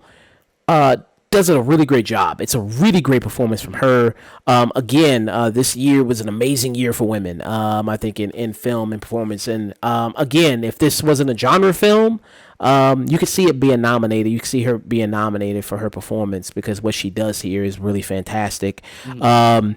And I do like this better than X. X I thought was fine. I mean, it was a traditional kind of slasher flick, which was fun. But here is, I think, a really much better character study of this woman and how she was. Yeah, she was always off. I mean, you know what I mean? She just was always off. It didn't, her, it's not that she got older and she maybe lost her mind or, lost her facilities. No, it's like, she's always been like this. yeah, she was always off and kind of weird like that. So, yeah, so I did love that. I did love Mia Goth's performance, and this is her movie, for sure. And she's carrying it, and she does a fantastic job here, at doing so. What were some of your thoughts, on Pearl there? For me, Pearl is absolutely one of my favorites of the year. X was so. This movie is also on my list, and initially X was the one, but upon revisiting both, I think Pearl is a much tighter script than X. I think just being able to focus in on Mia Goth and her performance as the character of Pearl, and seeing this kind of like almost tragic backstory of a girl who wanted off the farm, but just it never happened, which is basically the story of so many young women in America. And seeing the breakdown of it, it reminded me of everything that actually worked about Joker. This is like the Joker movie that actually works for me. Yeah. And Mia Goth is, again, if Academy didn't hate horror, this is best actress material right here, especially just from this monologue she does in the third act that I think goes on for like 7 minutes without skipping a beat. It's incredible stuff. And also one of the most terrifying final shots of a movie I've ever seen. Yeah. And just how it doesn't cut away. It just keeps on her maintaining that unblinking smile to her husband coming home from war in the aftermath of all of this carnage. Yeah. Yeah, that is, yeah, really great. And people trying to, I saw an article written saying like, why is Mia Goth so terrifying in Pearl? And I was like, well, because she has no eyebrows. I mean, that's clear. That's part of the reason why. I mean, there you go. She's got no eyebrows. Yeah. I mean, have you ever heard her real voice, the way Mia Goth talks? I refuse to believe that's her real voice. It just does not fit her. Yeah, I don't know if that's how she really. I don't know if she's playing that, but I saw an interview or something. A clip was like she was talking, and yeah, I was like, that's her. That's how she really. That's her real voice. I was like, oh, okay. But Ty West, he's got I guess part of this trilogy, another movie planned where it's gonna be Maxine. That's coming out. It's following. Yep, it's following the character from X, the younger Mia Goth character. Yeah, that's coming out next year, I believe, right? Coming out, yeah. Well, this year, I should say. Well, this year. This year, yeah, this year. Yeah. All right. So it's back to you. Back to you. Mm-hmm. Yep. And speaking of a great year, of this year just being a great year for, I have one of my favorite horror movies of the year, and that is Scott Derrickson and C. Robert Cargill's The Black. This movie, it stars Mason Thames, Madeline McGraw, and Ethan Hawke as the titular grabber. We follow Mason Thames as Finney, who becomes the latest victim of the grabber. It is locked in this basement of his house, and he starts hearing the voices of this killer's past victims on the titular black phone. And the film's about his struggle for survival and him using his brains and using the information from the ghosts of the past victims to try and survive and escape this horrifying nightmare. And what really separates this film for me above the pack for horror this year, it's just this really tightly written script by Derrickson and Cargill. Their grasp on just making these characters and these kids feel like so much like real people, and just having outstanding powerhouse performances from very, very young kid actors. Like Madeline McGraw and Mason Thames are phenomenal in this movie. And also getting a fantastic villain turn from Ethan Hawke, who is terrifying to watch as the Grabber. I absolutely loved this film. I'm a huge fan of Cargill's previous works in both his fiction writing and his screenwriter with Sinister, and he's managed to top himself with The Black Phone, in my opinion. Yeah, I enjoyed it. I like The Black Phone, like the Ethan Hawke's performance. Madeline McGraw, absolute standout. Thought she did a fantastic job in this movie. Loved her scene with the police, the interrogation scene. That was a great scene. That was really awesome. So yeah, I like The Black Phone. I did. This was a good year for horror, I think, overall. This was a really good year for horror. With Barbarian and Terrifier, Bodies, if you want to count Bodies. I know you like Scream. I wasn't really big on Scream myself. I know you liked it, but yeah, a lot of people do enjoy Scream. So it's a pretty good year. X, Pearl, yeah, a lot of good bangers this year. All right. I'm gonna move on to my number 7 movie for me. And that will be Jackass Forever. They still doing this shit. They ain't too old for this shit just yet. Johnny Knoxville in the crew. As long as you get the concussions before 50, you'll be fine. Yeah, you'll be fine. You know what I mean? I mean, he has to stick a catheter in his penis for it to work. But hey, it's the commitment. The dedication. That's what matters. And they're still doing it. Yeah, Johnny Knoxville has lost brain, cognitive of his brain, but hey, he's still doing it, man. You gotta appreciate it. They still doing bigger stunts, still going at it. When you talk about funniest movies of the year, this is up there. Definitely don't eat before you see this movie or during this movie, that's for sure. But yeah, and you have a new crew of people in here as well. That the new younger Jackass generation that's coming along. That's going to be taking up the torch pretty soon. I think they do a pretty solid job of building that. And kind of the old school versus the new school, which I really liked. And yeah, I think I didn't say they're supposed to have a Jackass 4.5 I think coming out pretty soon, right? Yeah, I think so. I think they were supposed to release a 4.5 Netflix at some point. Yeah, I don't know where that's at. Yeah, it's because I kept hearing word about that. So I'm eager to see kind of when that comes out. Yeah, but yeah, this movie, I mean, it is a lot of fun. Just seeing them, I mean, definitely you wouldn't want to be in that situation for sure, but. Oh, yeah. Hell no. Yeah, I mean, I'm good just watching from the sidelines, that's for sure. But yeah, I mean, some great bits in here. That one guy, what's his name? The dude who always gets his nuts punched and kicked and balls. I forgot his name. I forgot the guy's name, but yeah, it's like an escalation of different things attacking his nuts. It's like. One, he gets a punch from Francis Ngannou, then a softball pitch at him. Yeah, it's like, wow, that is Jesus Christ. It's like, wow, man. Aaron McGahey, he does that, yeah. And some kind of new faces that you see. You see Jasper, who people might have seen before. He was part of the Odd Future Squad with Tyler, the Creator. You have Zach Holmes. You have Rachel Wolfson. You got Poopies. Who's in this? Yeah, some it's kind of some of those are the new faces that you'll see. They're part of the new cast. So yeah, what did you think about Jackass Forever? I still haven't seen it. Still seen? Ah, damn. I just have never had the time to just check it out and see it. For me, I kind of got to be in the space to watch something like this, especially with a lot of the gross out stuff. I need a group of friends to be able to watch a Jackass movie, because I tried rewatching 3 by myself a while ago, and it just wasn't the same. Okay, all right. What is next up for you? Okay, next up for me is a film that I really felt connected to this film, and that is Darren Aronofsky's The Whale. Again, it's a phenomenal return to form for Brendan Fraser. Well, not really return to form, but one of his best performances in his entire career as this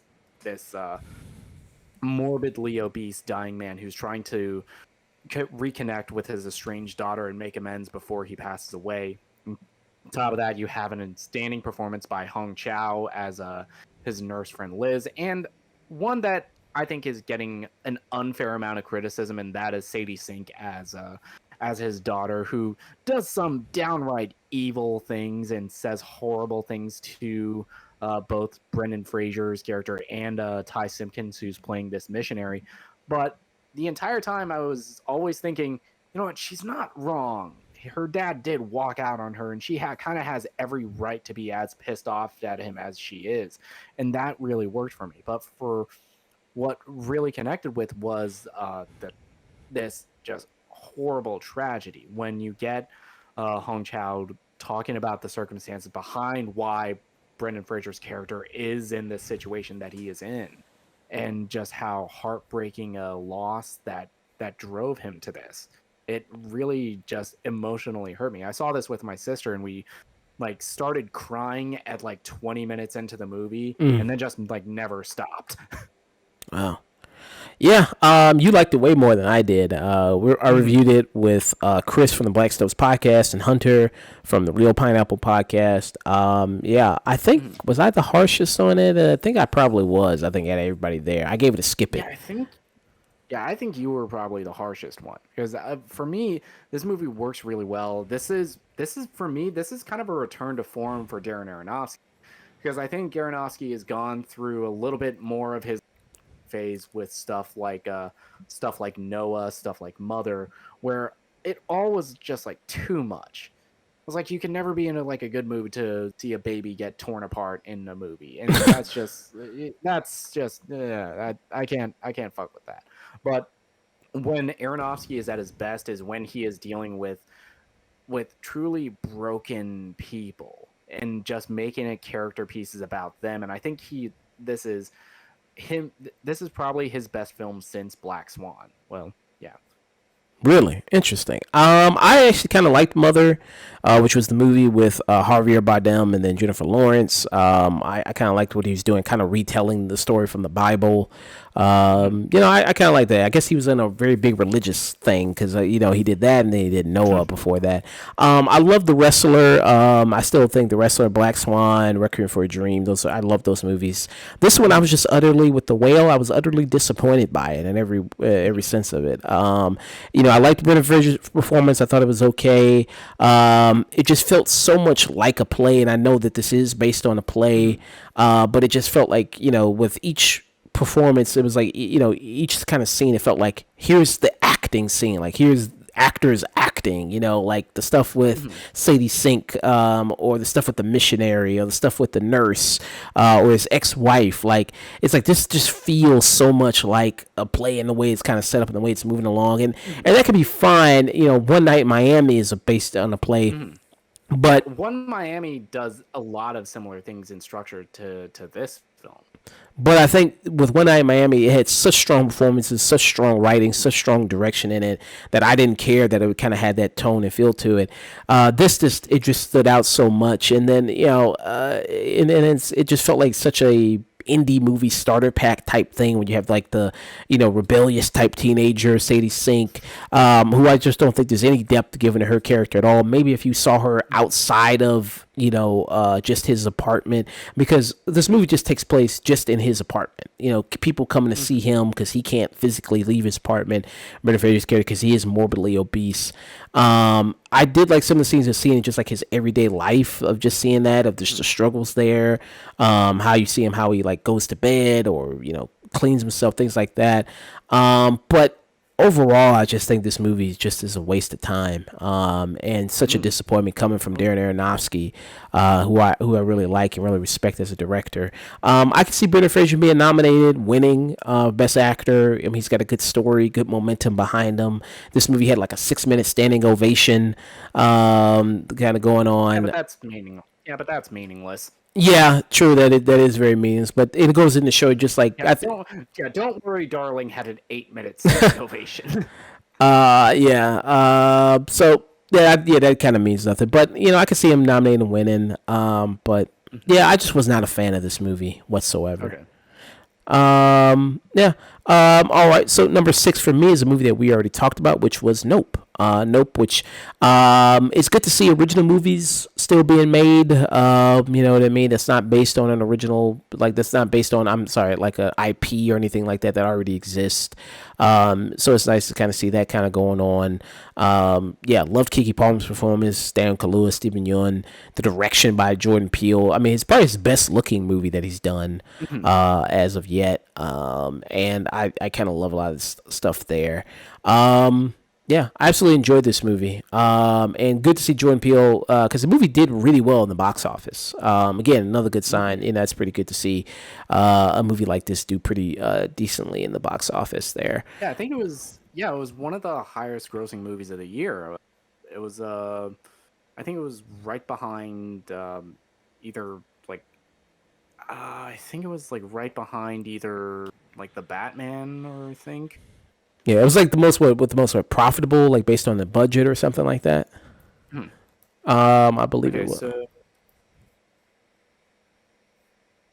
Oh, yeah, 2022, it grossed worldwide, it grossed 171 million. Yeah, which I think 171. was pretty good because based on the budget, I think it was pretty good that it made that much. I think based on the budget of the movie. So yeah, yeah. Nope is on my list. What about for you? What's next up for you? Okay, so with the next couple entries on my list, there's a lot of overlap between mine and Josh. So I'm just kind of gonna go rapid fire a little bit until I catch up to what you're on number 5 right now. Let me see real quick. I am on number 5. Okay, so yeah, there's a lot of overlap between. Okay. So number 11 is going to be The Menu. Again, phenomenal performance by Ray Fiennes, Anya Taylor-Joy. What it's saying about art and the culture behind it, I thought was really well done. On top of it being really, really funny. Like, Ray Fiennes has some of the best delivery I think I've seen this year, and especially comedically. Number 10 is Prey. Fantastic return to form for the Predator franchise, one that I thought was dead in the water. I was not expecting this movie to be as good, but then after the initial trailer, I was like, yo, this actually looks kind of good. I can't wait for this. Number 9, Black Panther: Wakanda Forever. I think it had the hardest ask of any single film of this year, having to say goodbye to Chadwick Boseman, having to having to turn Shuri into a much more primary character in the entire MCU, have to introduce Namor and Khan, and it's all done beautifully with one of the MCU's best screenplays. It's easily the best MCU film or any project period of the year. Number 8, Turning Red, a film I absolutely loved. I just laughed. I cried every single time I watch it. Beautiful animation, the tragic story of generational trauma. And number 7 is a film that I can't help but love, and that is Steven Spielberg's The Fabelmans. It's a movie that is essentially autobiographical, his love for film and about his processing of how much the divorce of his parents informed a lot of his art and his work. Number 6 is Barbarian, a film that we discussed ad nauseum. It's one of the best directed horror films of the year. And my number 5 is Pearl. Absolutely phenomenal acting performance from Mia Goth. Again, the monologue that she delivers, it's best actress worthy stuff, and I would say she would be my pick to win, if not for another entry on my list later down the line. Nice. So my number 5 movie is The Northman. The Northman, which was directed by Robert Eggers. Funny, I mean, this is probably his most accessible movie after doing something like The Witch and Lighthouse, but it bombed at the box office.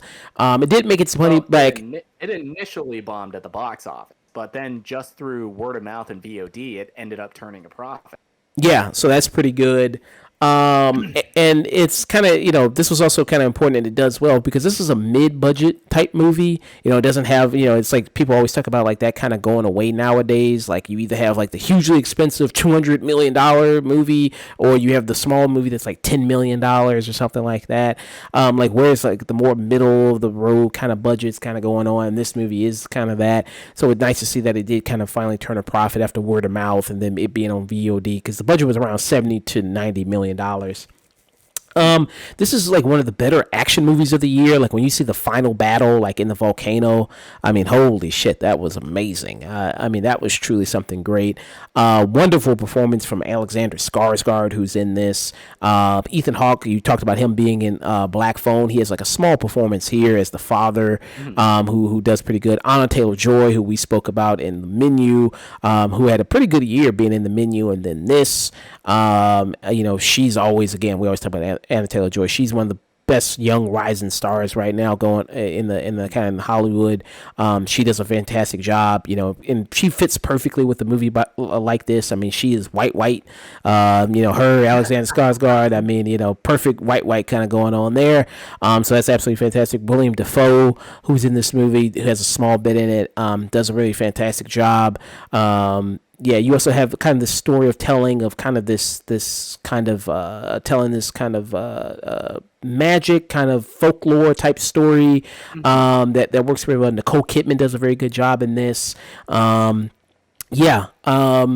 Absolutely loved, absolutely adored. The Northman. The ending of this movie is also really great too. Kind of telling this stuff. What's kind of your thoughts on the Northman? The Northman, it's one of the best action. It's probably the best action movie of the, just in terms of its staging, its choreography, from a director you really wouldn't expect it from with Robert Eggers, and just the initial like Viking raid that is shown, how it's all done in like a single take. It's outstanding, traversing different locations, going through different stages of combat, through different weapons. It's phenomenal stuff. And this performance by Alexander Skarsgård and this whole tale of revenge and how kind of futile it is when life had already kind of fucked over your target for it anyway. Yeah. Life dominated by revenge, and I see what it kind of comes to. Yeah. Yeah.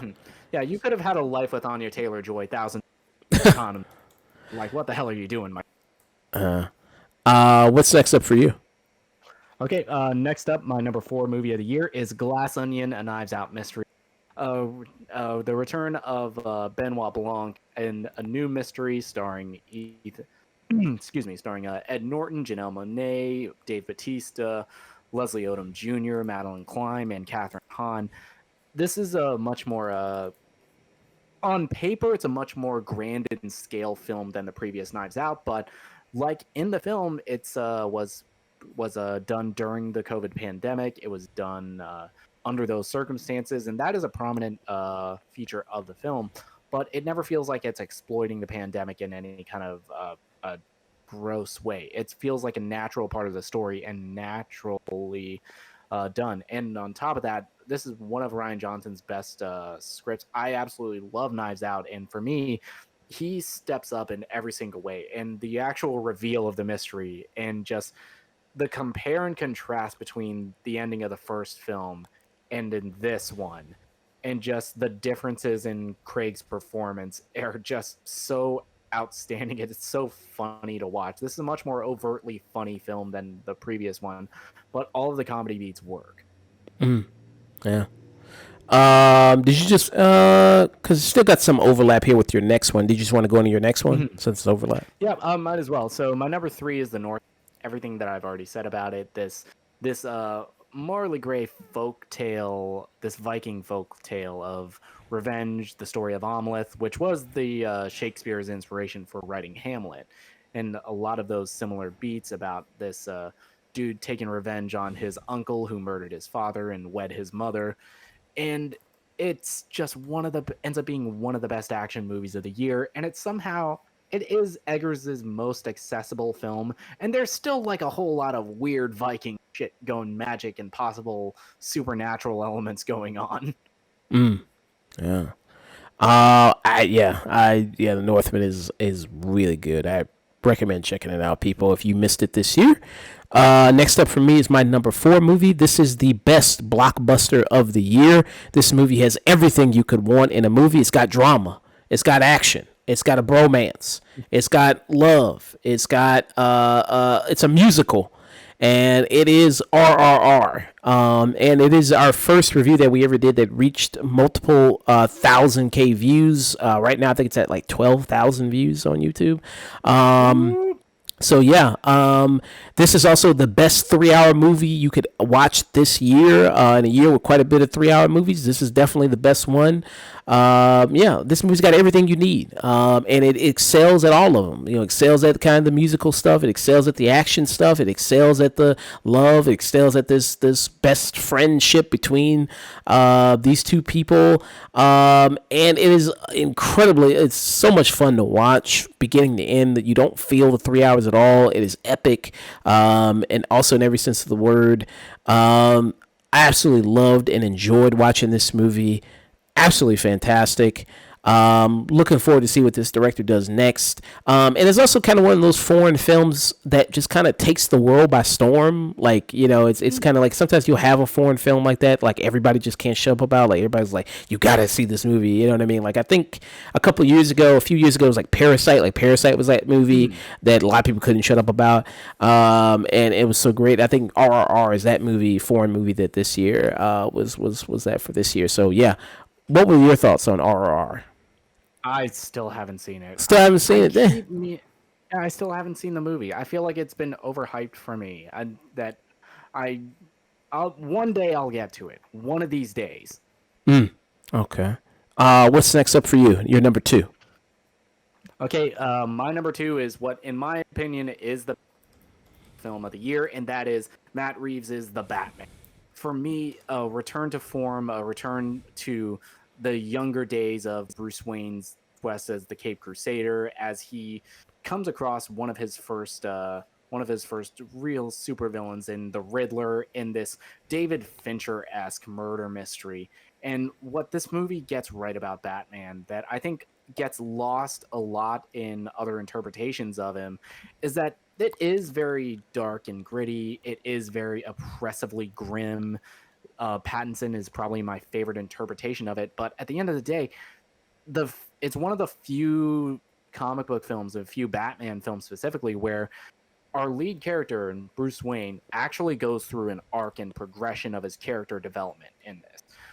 Because in most films, Batman is more of a passive character. He's very reactive to stuff. And here he's active. He responds to the situation around him in a way that I don't think we've seen in a Batman film previously. On top of that, this is one of the best looking comic book movies I think I've ever seen, with cinematography done by Oscar winner Greg Fraser. It's some of the best action the action is the best it's ever looked in a Batman film. The costuming design, the cinematography, the score, which, how the hell, the Academy, did you leave off Michael Giacchino on the short list? How?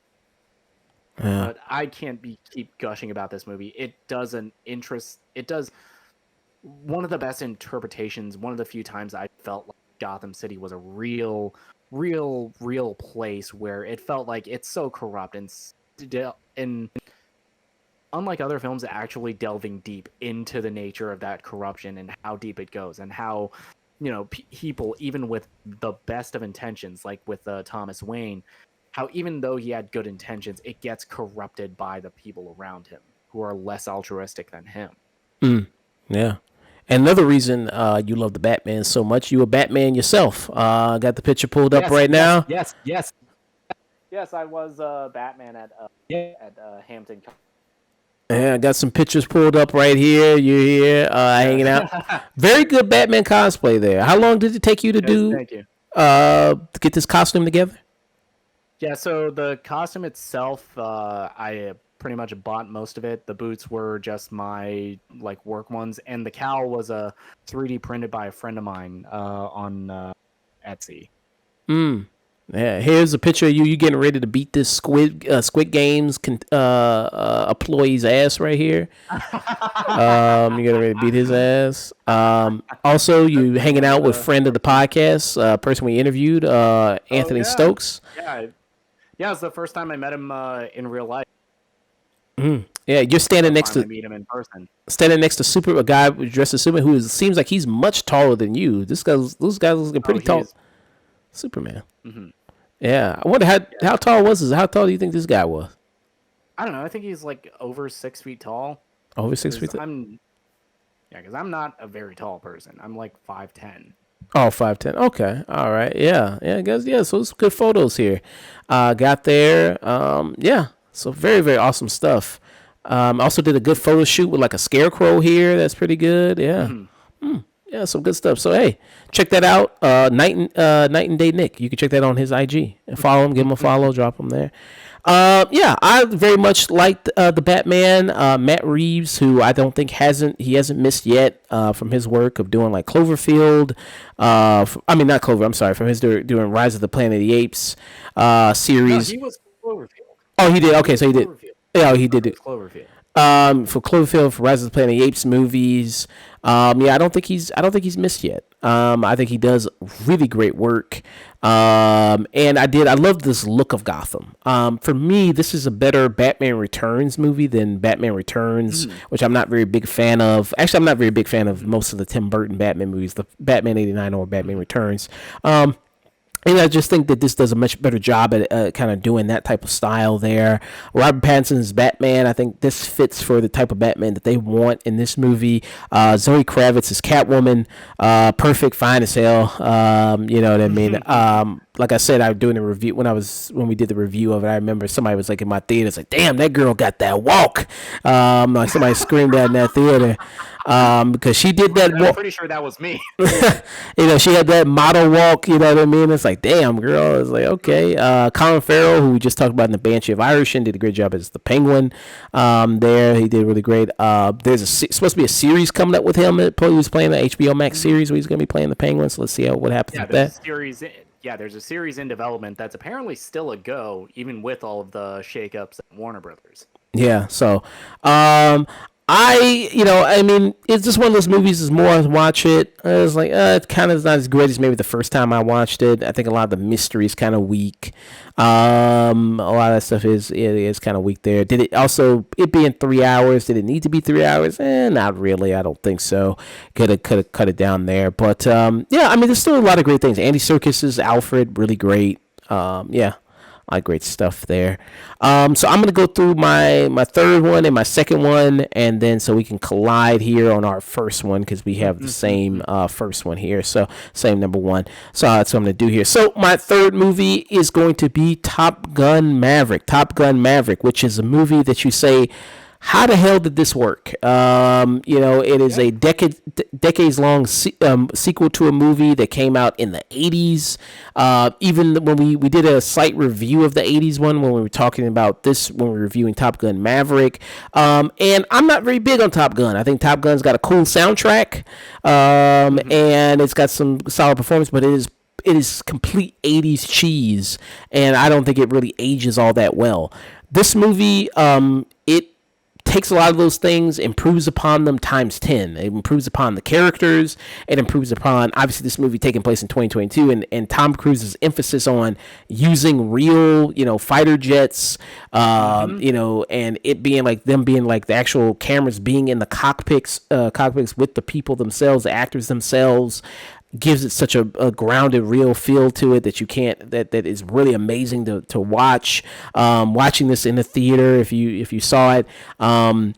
Also, big smash hit in theaters, box office success. Over $1 billion movie again. Who the hell could have predicted that with this movie, that it would be such a big box office success? Tom Cruise proves why he is a movie star, as he always does. He is one of the last, people that are movie stars. Him, Will Smith, Brad Pitt. George Clooney, Tom Hanks. They are the last kind of generation, Denzel Washington of movie stars that we have. That is a long past era in Hollywood, and he's there, and it is just I mean, it is absolutely fantastic. It has a lot of this great things with the cast. Even the love story is very much improved over the first one with Jennifer Connelly. That's really great. I mean, it's just a movie. It's like, how the hell did this work? But it did, and it is a huge success. And yeah, it's awesome. What were some of your thoughts on Top Gun, man? I'm surprised it's not on your list, actually. Yeah, for me, Top Gun Maverick, it's a massive improvement over the film, but besides just pure spectacle, there wasn't a lot of it that really worked for me. I think everything about it is perfectly fine. I think it's a perfectly fine action movie and a perfectly fine script, but the action is so much better than anything I've seen this year, just with how they were able to get all of these actors inside the jets, have them really flying up in the air. But beyond that, it was just cool. I can watch compilations of that on YouTube. Huh. Nathan Flynn would not be happy to hear you say that. Fuck him. I mean, man. I think this is one of the best times you can have. Like, I think, watching it in theaters, or if you now you can watch it at home. But yeah, it was a good time, and it was a good time when I saw it in theaters. I just haven't had. You cut out there. What'd you say? Oh, it's an amazing time in a theater when you first see it, but I just really had no desire to revisit. Okay. And number 2 for me is a movie I'm surprised it's not also on your list there, Nick, is Marcel the Shell with Shoes On. Probably one of the most heartwarming movies of the year.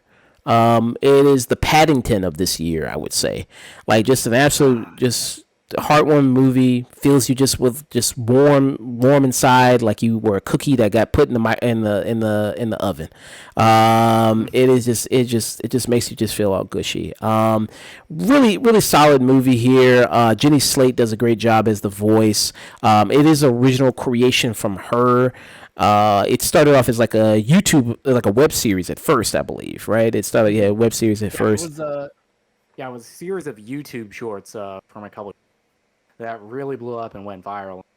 A24 bankrolled this entire feature film. Yeah, and it is really great. Like, the story that it's telling, the stuff it does with a lot of the voice performances, and I loved it all the way through. What were some of your thoughts on Marcel the Shell? Me, I absolutely adore this film. This is, again, like you were saying, it's just a warm blanket of a movie. Just seeing Jenny Slate as Marcel, this tiny shell with so much optimism and so much wonder about the world, and all the ingenuity that Marcel has to have in order to get around and survive on their own. It's so fascinating to watch, and just the incredible amount of optimism that they have, even in the face of like actual adversity, because they actually take Marcel on a road trip, like just driving through Los Angeles. He's like, oh, I didn't think it'd be so big. And even then, not getting deterred in any sense of the word. Yeah. I'm surprised it wasn't on your list. I thought when we talked about it, you really liked it. Yeah, I really liked it. It's just there wasn't room on my list for it. I'm very sad to see. Interesting. And number 1, you can go ahead, Nick, since it's both our number 1 movies of the year. Number 1 is the Daniels Everything Everywhere All at Once. Yes. Absolute kind of like another kind of out of nowhere movie, and a movie that really benefited from word of mouth, and this became the most the biggest and highest grossing A24 movie ever. Like, I think it grossed up to, I believe, $100 million. I believe. So it became the highest grossing A24 movie ever. And it was another case of word of mouth with this movie, where people just started hearing about it and how great this movie was. And yeah, people just started going to see it and supporting it. And a lot of people really loved this movie. Michelle Yeoh, who's legend, icon, who is in this movie. And one of the best, multiverses film this year blew Doctor Strange out of the water for sure. I mean, as far as the multiverse kind of goes. And you mentioned Quan, who's in this movie, who could be, I mean, he probably won't be, but, best supporting actor or best actor. But, again, genre film.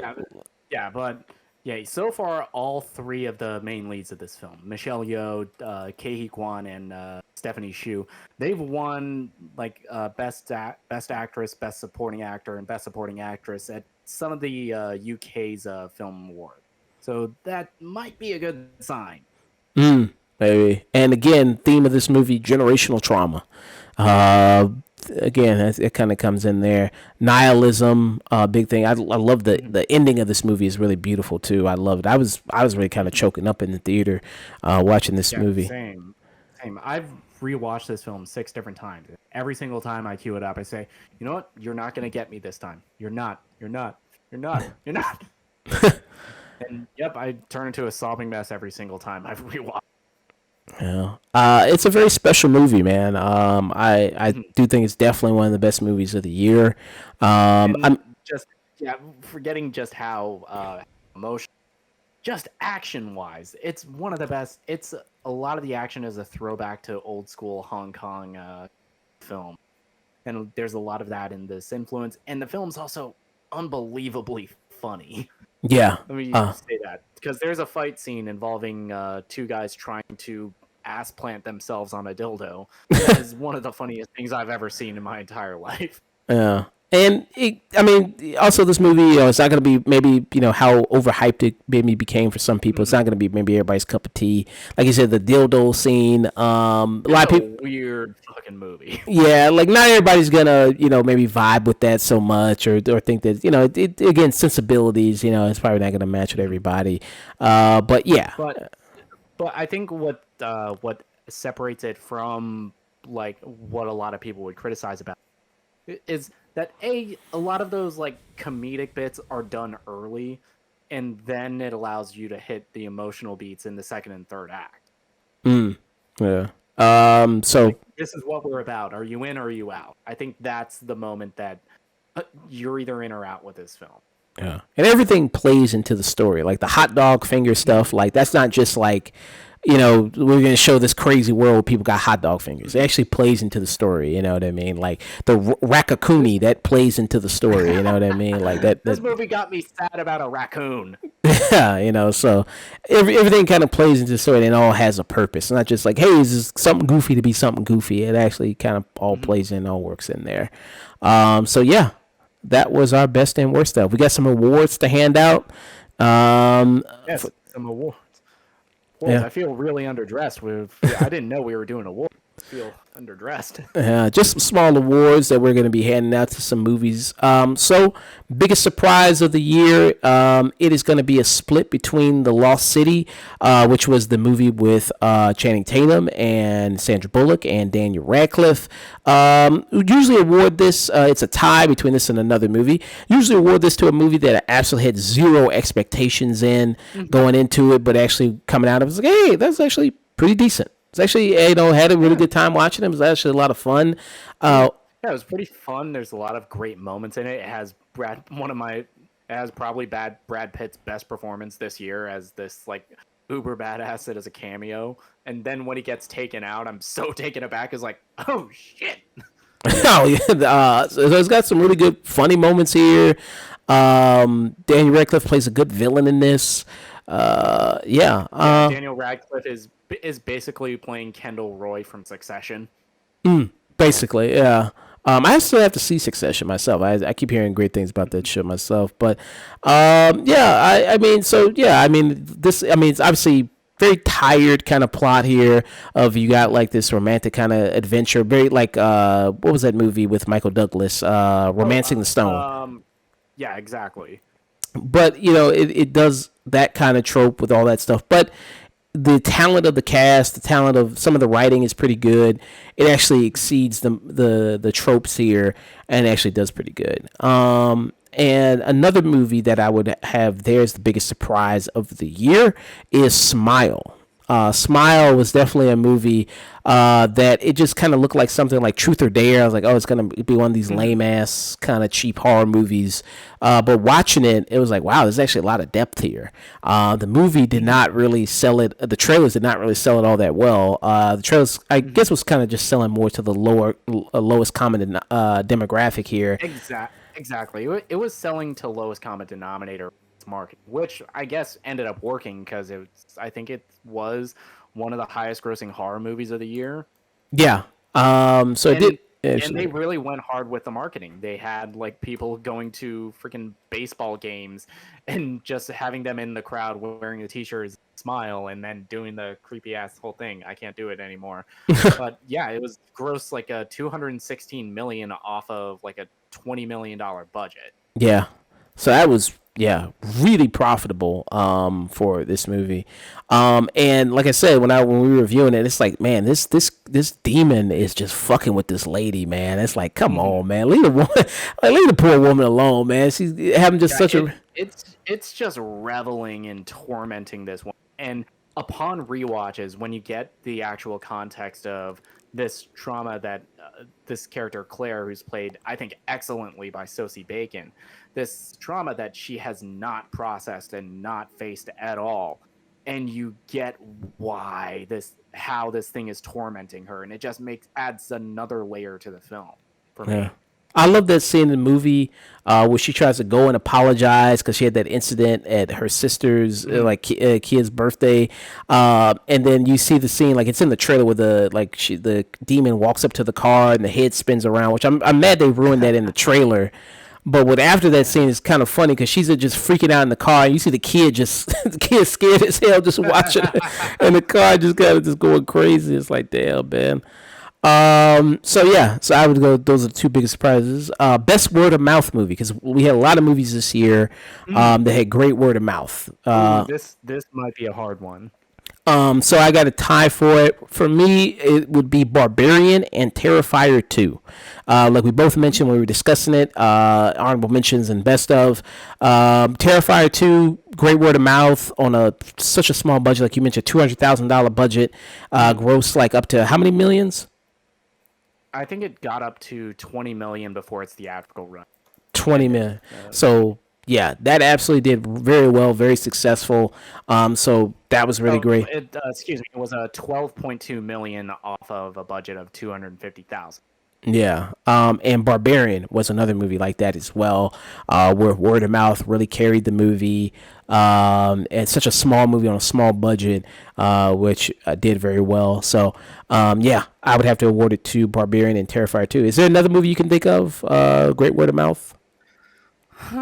Just off of word of mouth, I would say The Northman, because it initially bought in its box office run and then ended up turning a profit when it got to VOD, and just through the word of mouth there. Yeah, that'd be a great option. Also, just mentioned Everything Everywhere All at Once too. That had great word of mouth too. Like that was able to really pick up steam, and a lot of people went to go see. Word of mouth and enough steam to eventually carry it to getting nominated for Best Picture at the Golden Globes. Yeah, so that was great for that movie. Biggest disappointments here. I got Love and Thunder. It seems like a lot of more stuff that comes out about this movie. It seems like that Taika Waititi just didn't give a fuck. Honestly, it just seemed like he really just was like, fuck it. I don't really want to do another one of these movies again, but I have to come back to do it. And I'm just going to give you people this. Like, here you go. And it seems like Chris Hemsworth, he's kind of shared some kind of stuff about like how he maybe wants to do maybe one more and that's it. And it seems like he was kind of hinting toward there was some difficulty on set, something like that. Like maybe Taika Waititi and his direction, his style. And Taika Waititi, he's got a very specific style and humor that's not going to work for everybody. I know it definitely didn't work for me in something like Free Guy, where he was acting in that movie. I thought that he was terrible in that. That was a film.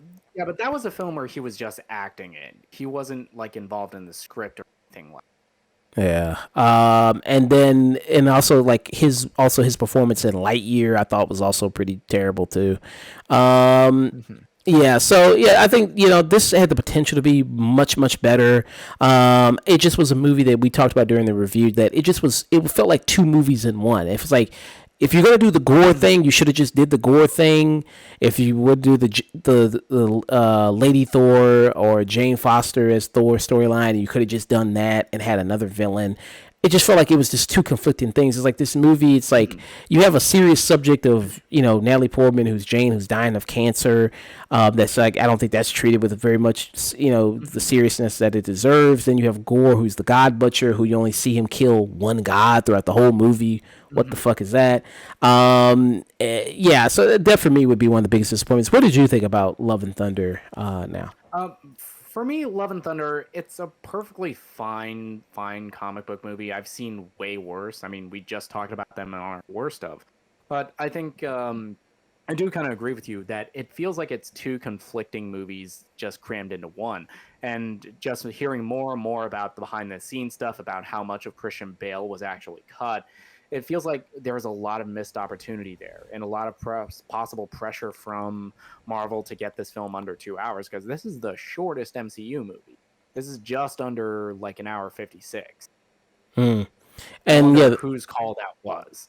You waste Christian Bale as Gore, who he's really good. He's good in the movie. Tessa Thompson, I think you waste her. Like I think there's a movie on the cutting room floor here. Some scenes cut of like her doing with the politics stuff of running New Asgard. I think that could have been good. I think she's wasted here. A lot of humor stuff just doesn't work. The screaming goats. There's way too much of the screaming goat shit. There's that. The stuff with like Tessa Thompson playing the boombox, like playing the music there. That doesn't work. Yeah, I just think there's a lot of just terrible moments like that. So best animated film for me, I would go with Guillermo del Toro's Pinocchio. Like I said, amazing job. I don't know if you have another choice for best animated film there, Nick. Oh, just for how much the film broke me every time I would probably say Puss in Boots. Because of just how unexpected it was to be this good, how much it was delving into like themes of mortality, how much it was going into regrets. Again, introducing these very, very comedic on paper characters with Perito and with John Mulaney as Jack Horner, and on top of that, Harvey Guillen as a dog, and of course the Goldilocks and the Three Bears, and getting real kind of very in the feels about like a lot of their backstory and a lot of their emotions. Well, at least with two of the three. Yeah. It's hard. I wonder what's going to win, if it's going to be Pinocchio, if it's going to be Turning Red, or if it's going to be Puss in Boots. Because I think all three were very good this year. For me, best comedy would be Weird, which is the Weird Al Yankovic movie. Don't know if you have another choice there that you would think would be best comedy. No, not at all. Because it's kind of been a weak year for just straight up comedies. Like a lot of them I don't really remember, and Weird is the one that I think, yeah, that movie's fucking hilarious. Also, I would consider Knives Out, Glass Onion to be a comedy as well. I guess the Academy does, and that's also an option for me. Best blockbuster for me this year, RRR. I think if you're going to see a big blockbuster movie, RRR is definitely the choice that people should make. Don't know if you have another option there for you. Well, I mean, we said it before, Top Gun Maverick. Purely for a spectacle in the theater. Just kind of an amazing thing to see. Nah, Tom Cruise, he ain't touching these brown men. He ain't touching these brown men like are here. And best 3-hour movie, because we had it seems like we had quite a bit of 3-hour movies this year. Babylon, Blonde, The Batman, Avatar. Quite a bit, there this year. I think RRR is definitely the best 3 hours. So if you're gonna spend your 3 hours watching something, watch RRR. I think you'll be. It's like I said. It's got everything. It's got them beating the shit out of colonizers. It's got music. It's got action. It's got drama. It's got love. It's got everything you need in a movie. What more could you need? It's got everything for everybody. True. So watch RRR. So that was the best and worst of 2022. Hopefully we're gonna be coming back next year and doing it again. Or this year doing it. Next year. Yeah, this year doing it again. This coming December. So hopefully we could do that. I'm gonna find somebody to raid, and this is our longest show ever. Speaking of 3-hour movies, this is our longest show ever. We did our own 3-hour. Yeah, speaking of, 2023, can we leave behind the 3-hour movie? Yeah, I would also say 2 hours and like 40 minutes as well. 2 hours and 30 minutes. If it's Yeah. over 2 hours 30, can you just like cut down a little? I know you think that longer means epic, but no, it doesn't. It means you're fucking pissing off your fans. Let's get out of here. Nick, where can people find you, man? All right, you can find me on my Twitter, on my Instagram, and on my letterbox at Night and Day Nick. Awesome stuff. I'm gonna be reading Dante _ Tenase. He changed his name. It used to be Dante Must Die. Changed his name. Something else. Playing Yakuza. You ever play Yakuza? I don't know. I just have never gotten into those games. I think I confused Sleeping Dog. Okay. Yeah, I've never played it either myself. Huh. He's playing Yakuza right now. All right, people. You can find us on all the social medias: Twitter, Instagram, Facebook, TikTok. TikTok, we just reached 300 followers and climbing. Make sure to jump on that so we can get to 1,000. If you want to send us an email, you can do so at theafternoon@gmail.com. And you can also check us out wherever you listen to podcasts: Apple Podcasts, Spotify, Anchor, all that good stuff. If you see us on any of those platforms, make sure to leave a good 5-star review. That helps boost up the podcast and does a lot for us. We are streaming on Twitch, twitch.tv/afternoontune, typically every Friday, Saturday, 7:30 p.m. Central Standard Time. We're going to be back at you possibly this upcoming week when we're doing Megan, which is one of my most anticipated movies of the year. How crazy is this little girl going to get? This little android girl, how crazy is she going to become? We're going to see. When are we going to get the setup for the Chucky crossover? Yeah, Chucky crossover. Let's go. I'm ready. Let's do it. Chucky, Annabelle crossover. Let's go. Bring in the little girl from Orphan too. Why not her? Bring her little ass in there. Yeah, let's go. Also check us out on YouTube, youtube.com, The Afternoon Tune. We have 265 subscribers. Let's get 300 people. Let's go. Let's get it. We're going to be making it, trying to grow this channel more in 2023. We got a lot of goals. Let's get it. So Dante, we're rating him, playing some Yakuza 0. All right, people. Don't forget to always stay tuned. Stay tuned. And of course, Happy New Year to everybody. I hope you enjoyed yourselves. Happy New Year. Yeah. Hope everybody had fun, stayed safe, got themselves some, enjoyed the end of 2022. Yeah. All right, people. We're out of here.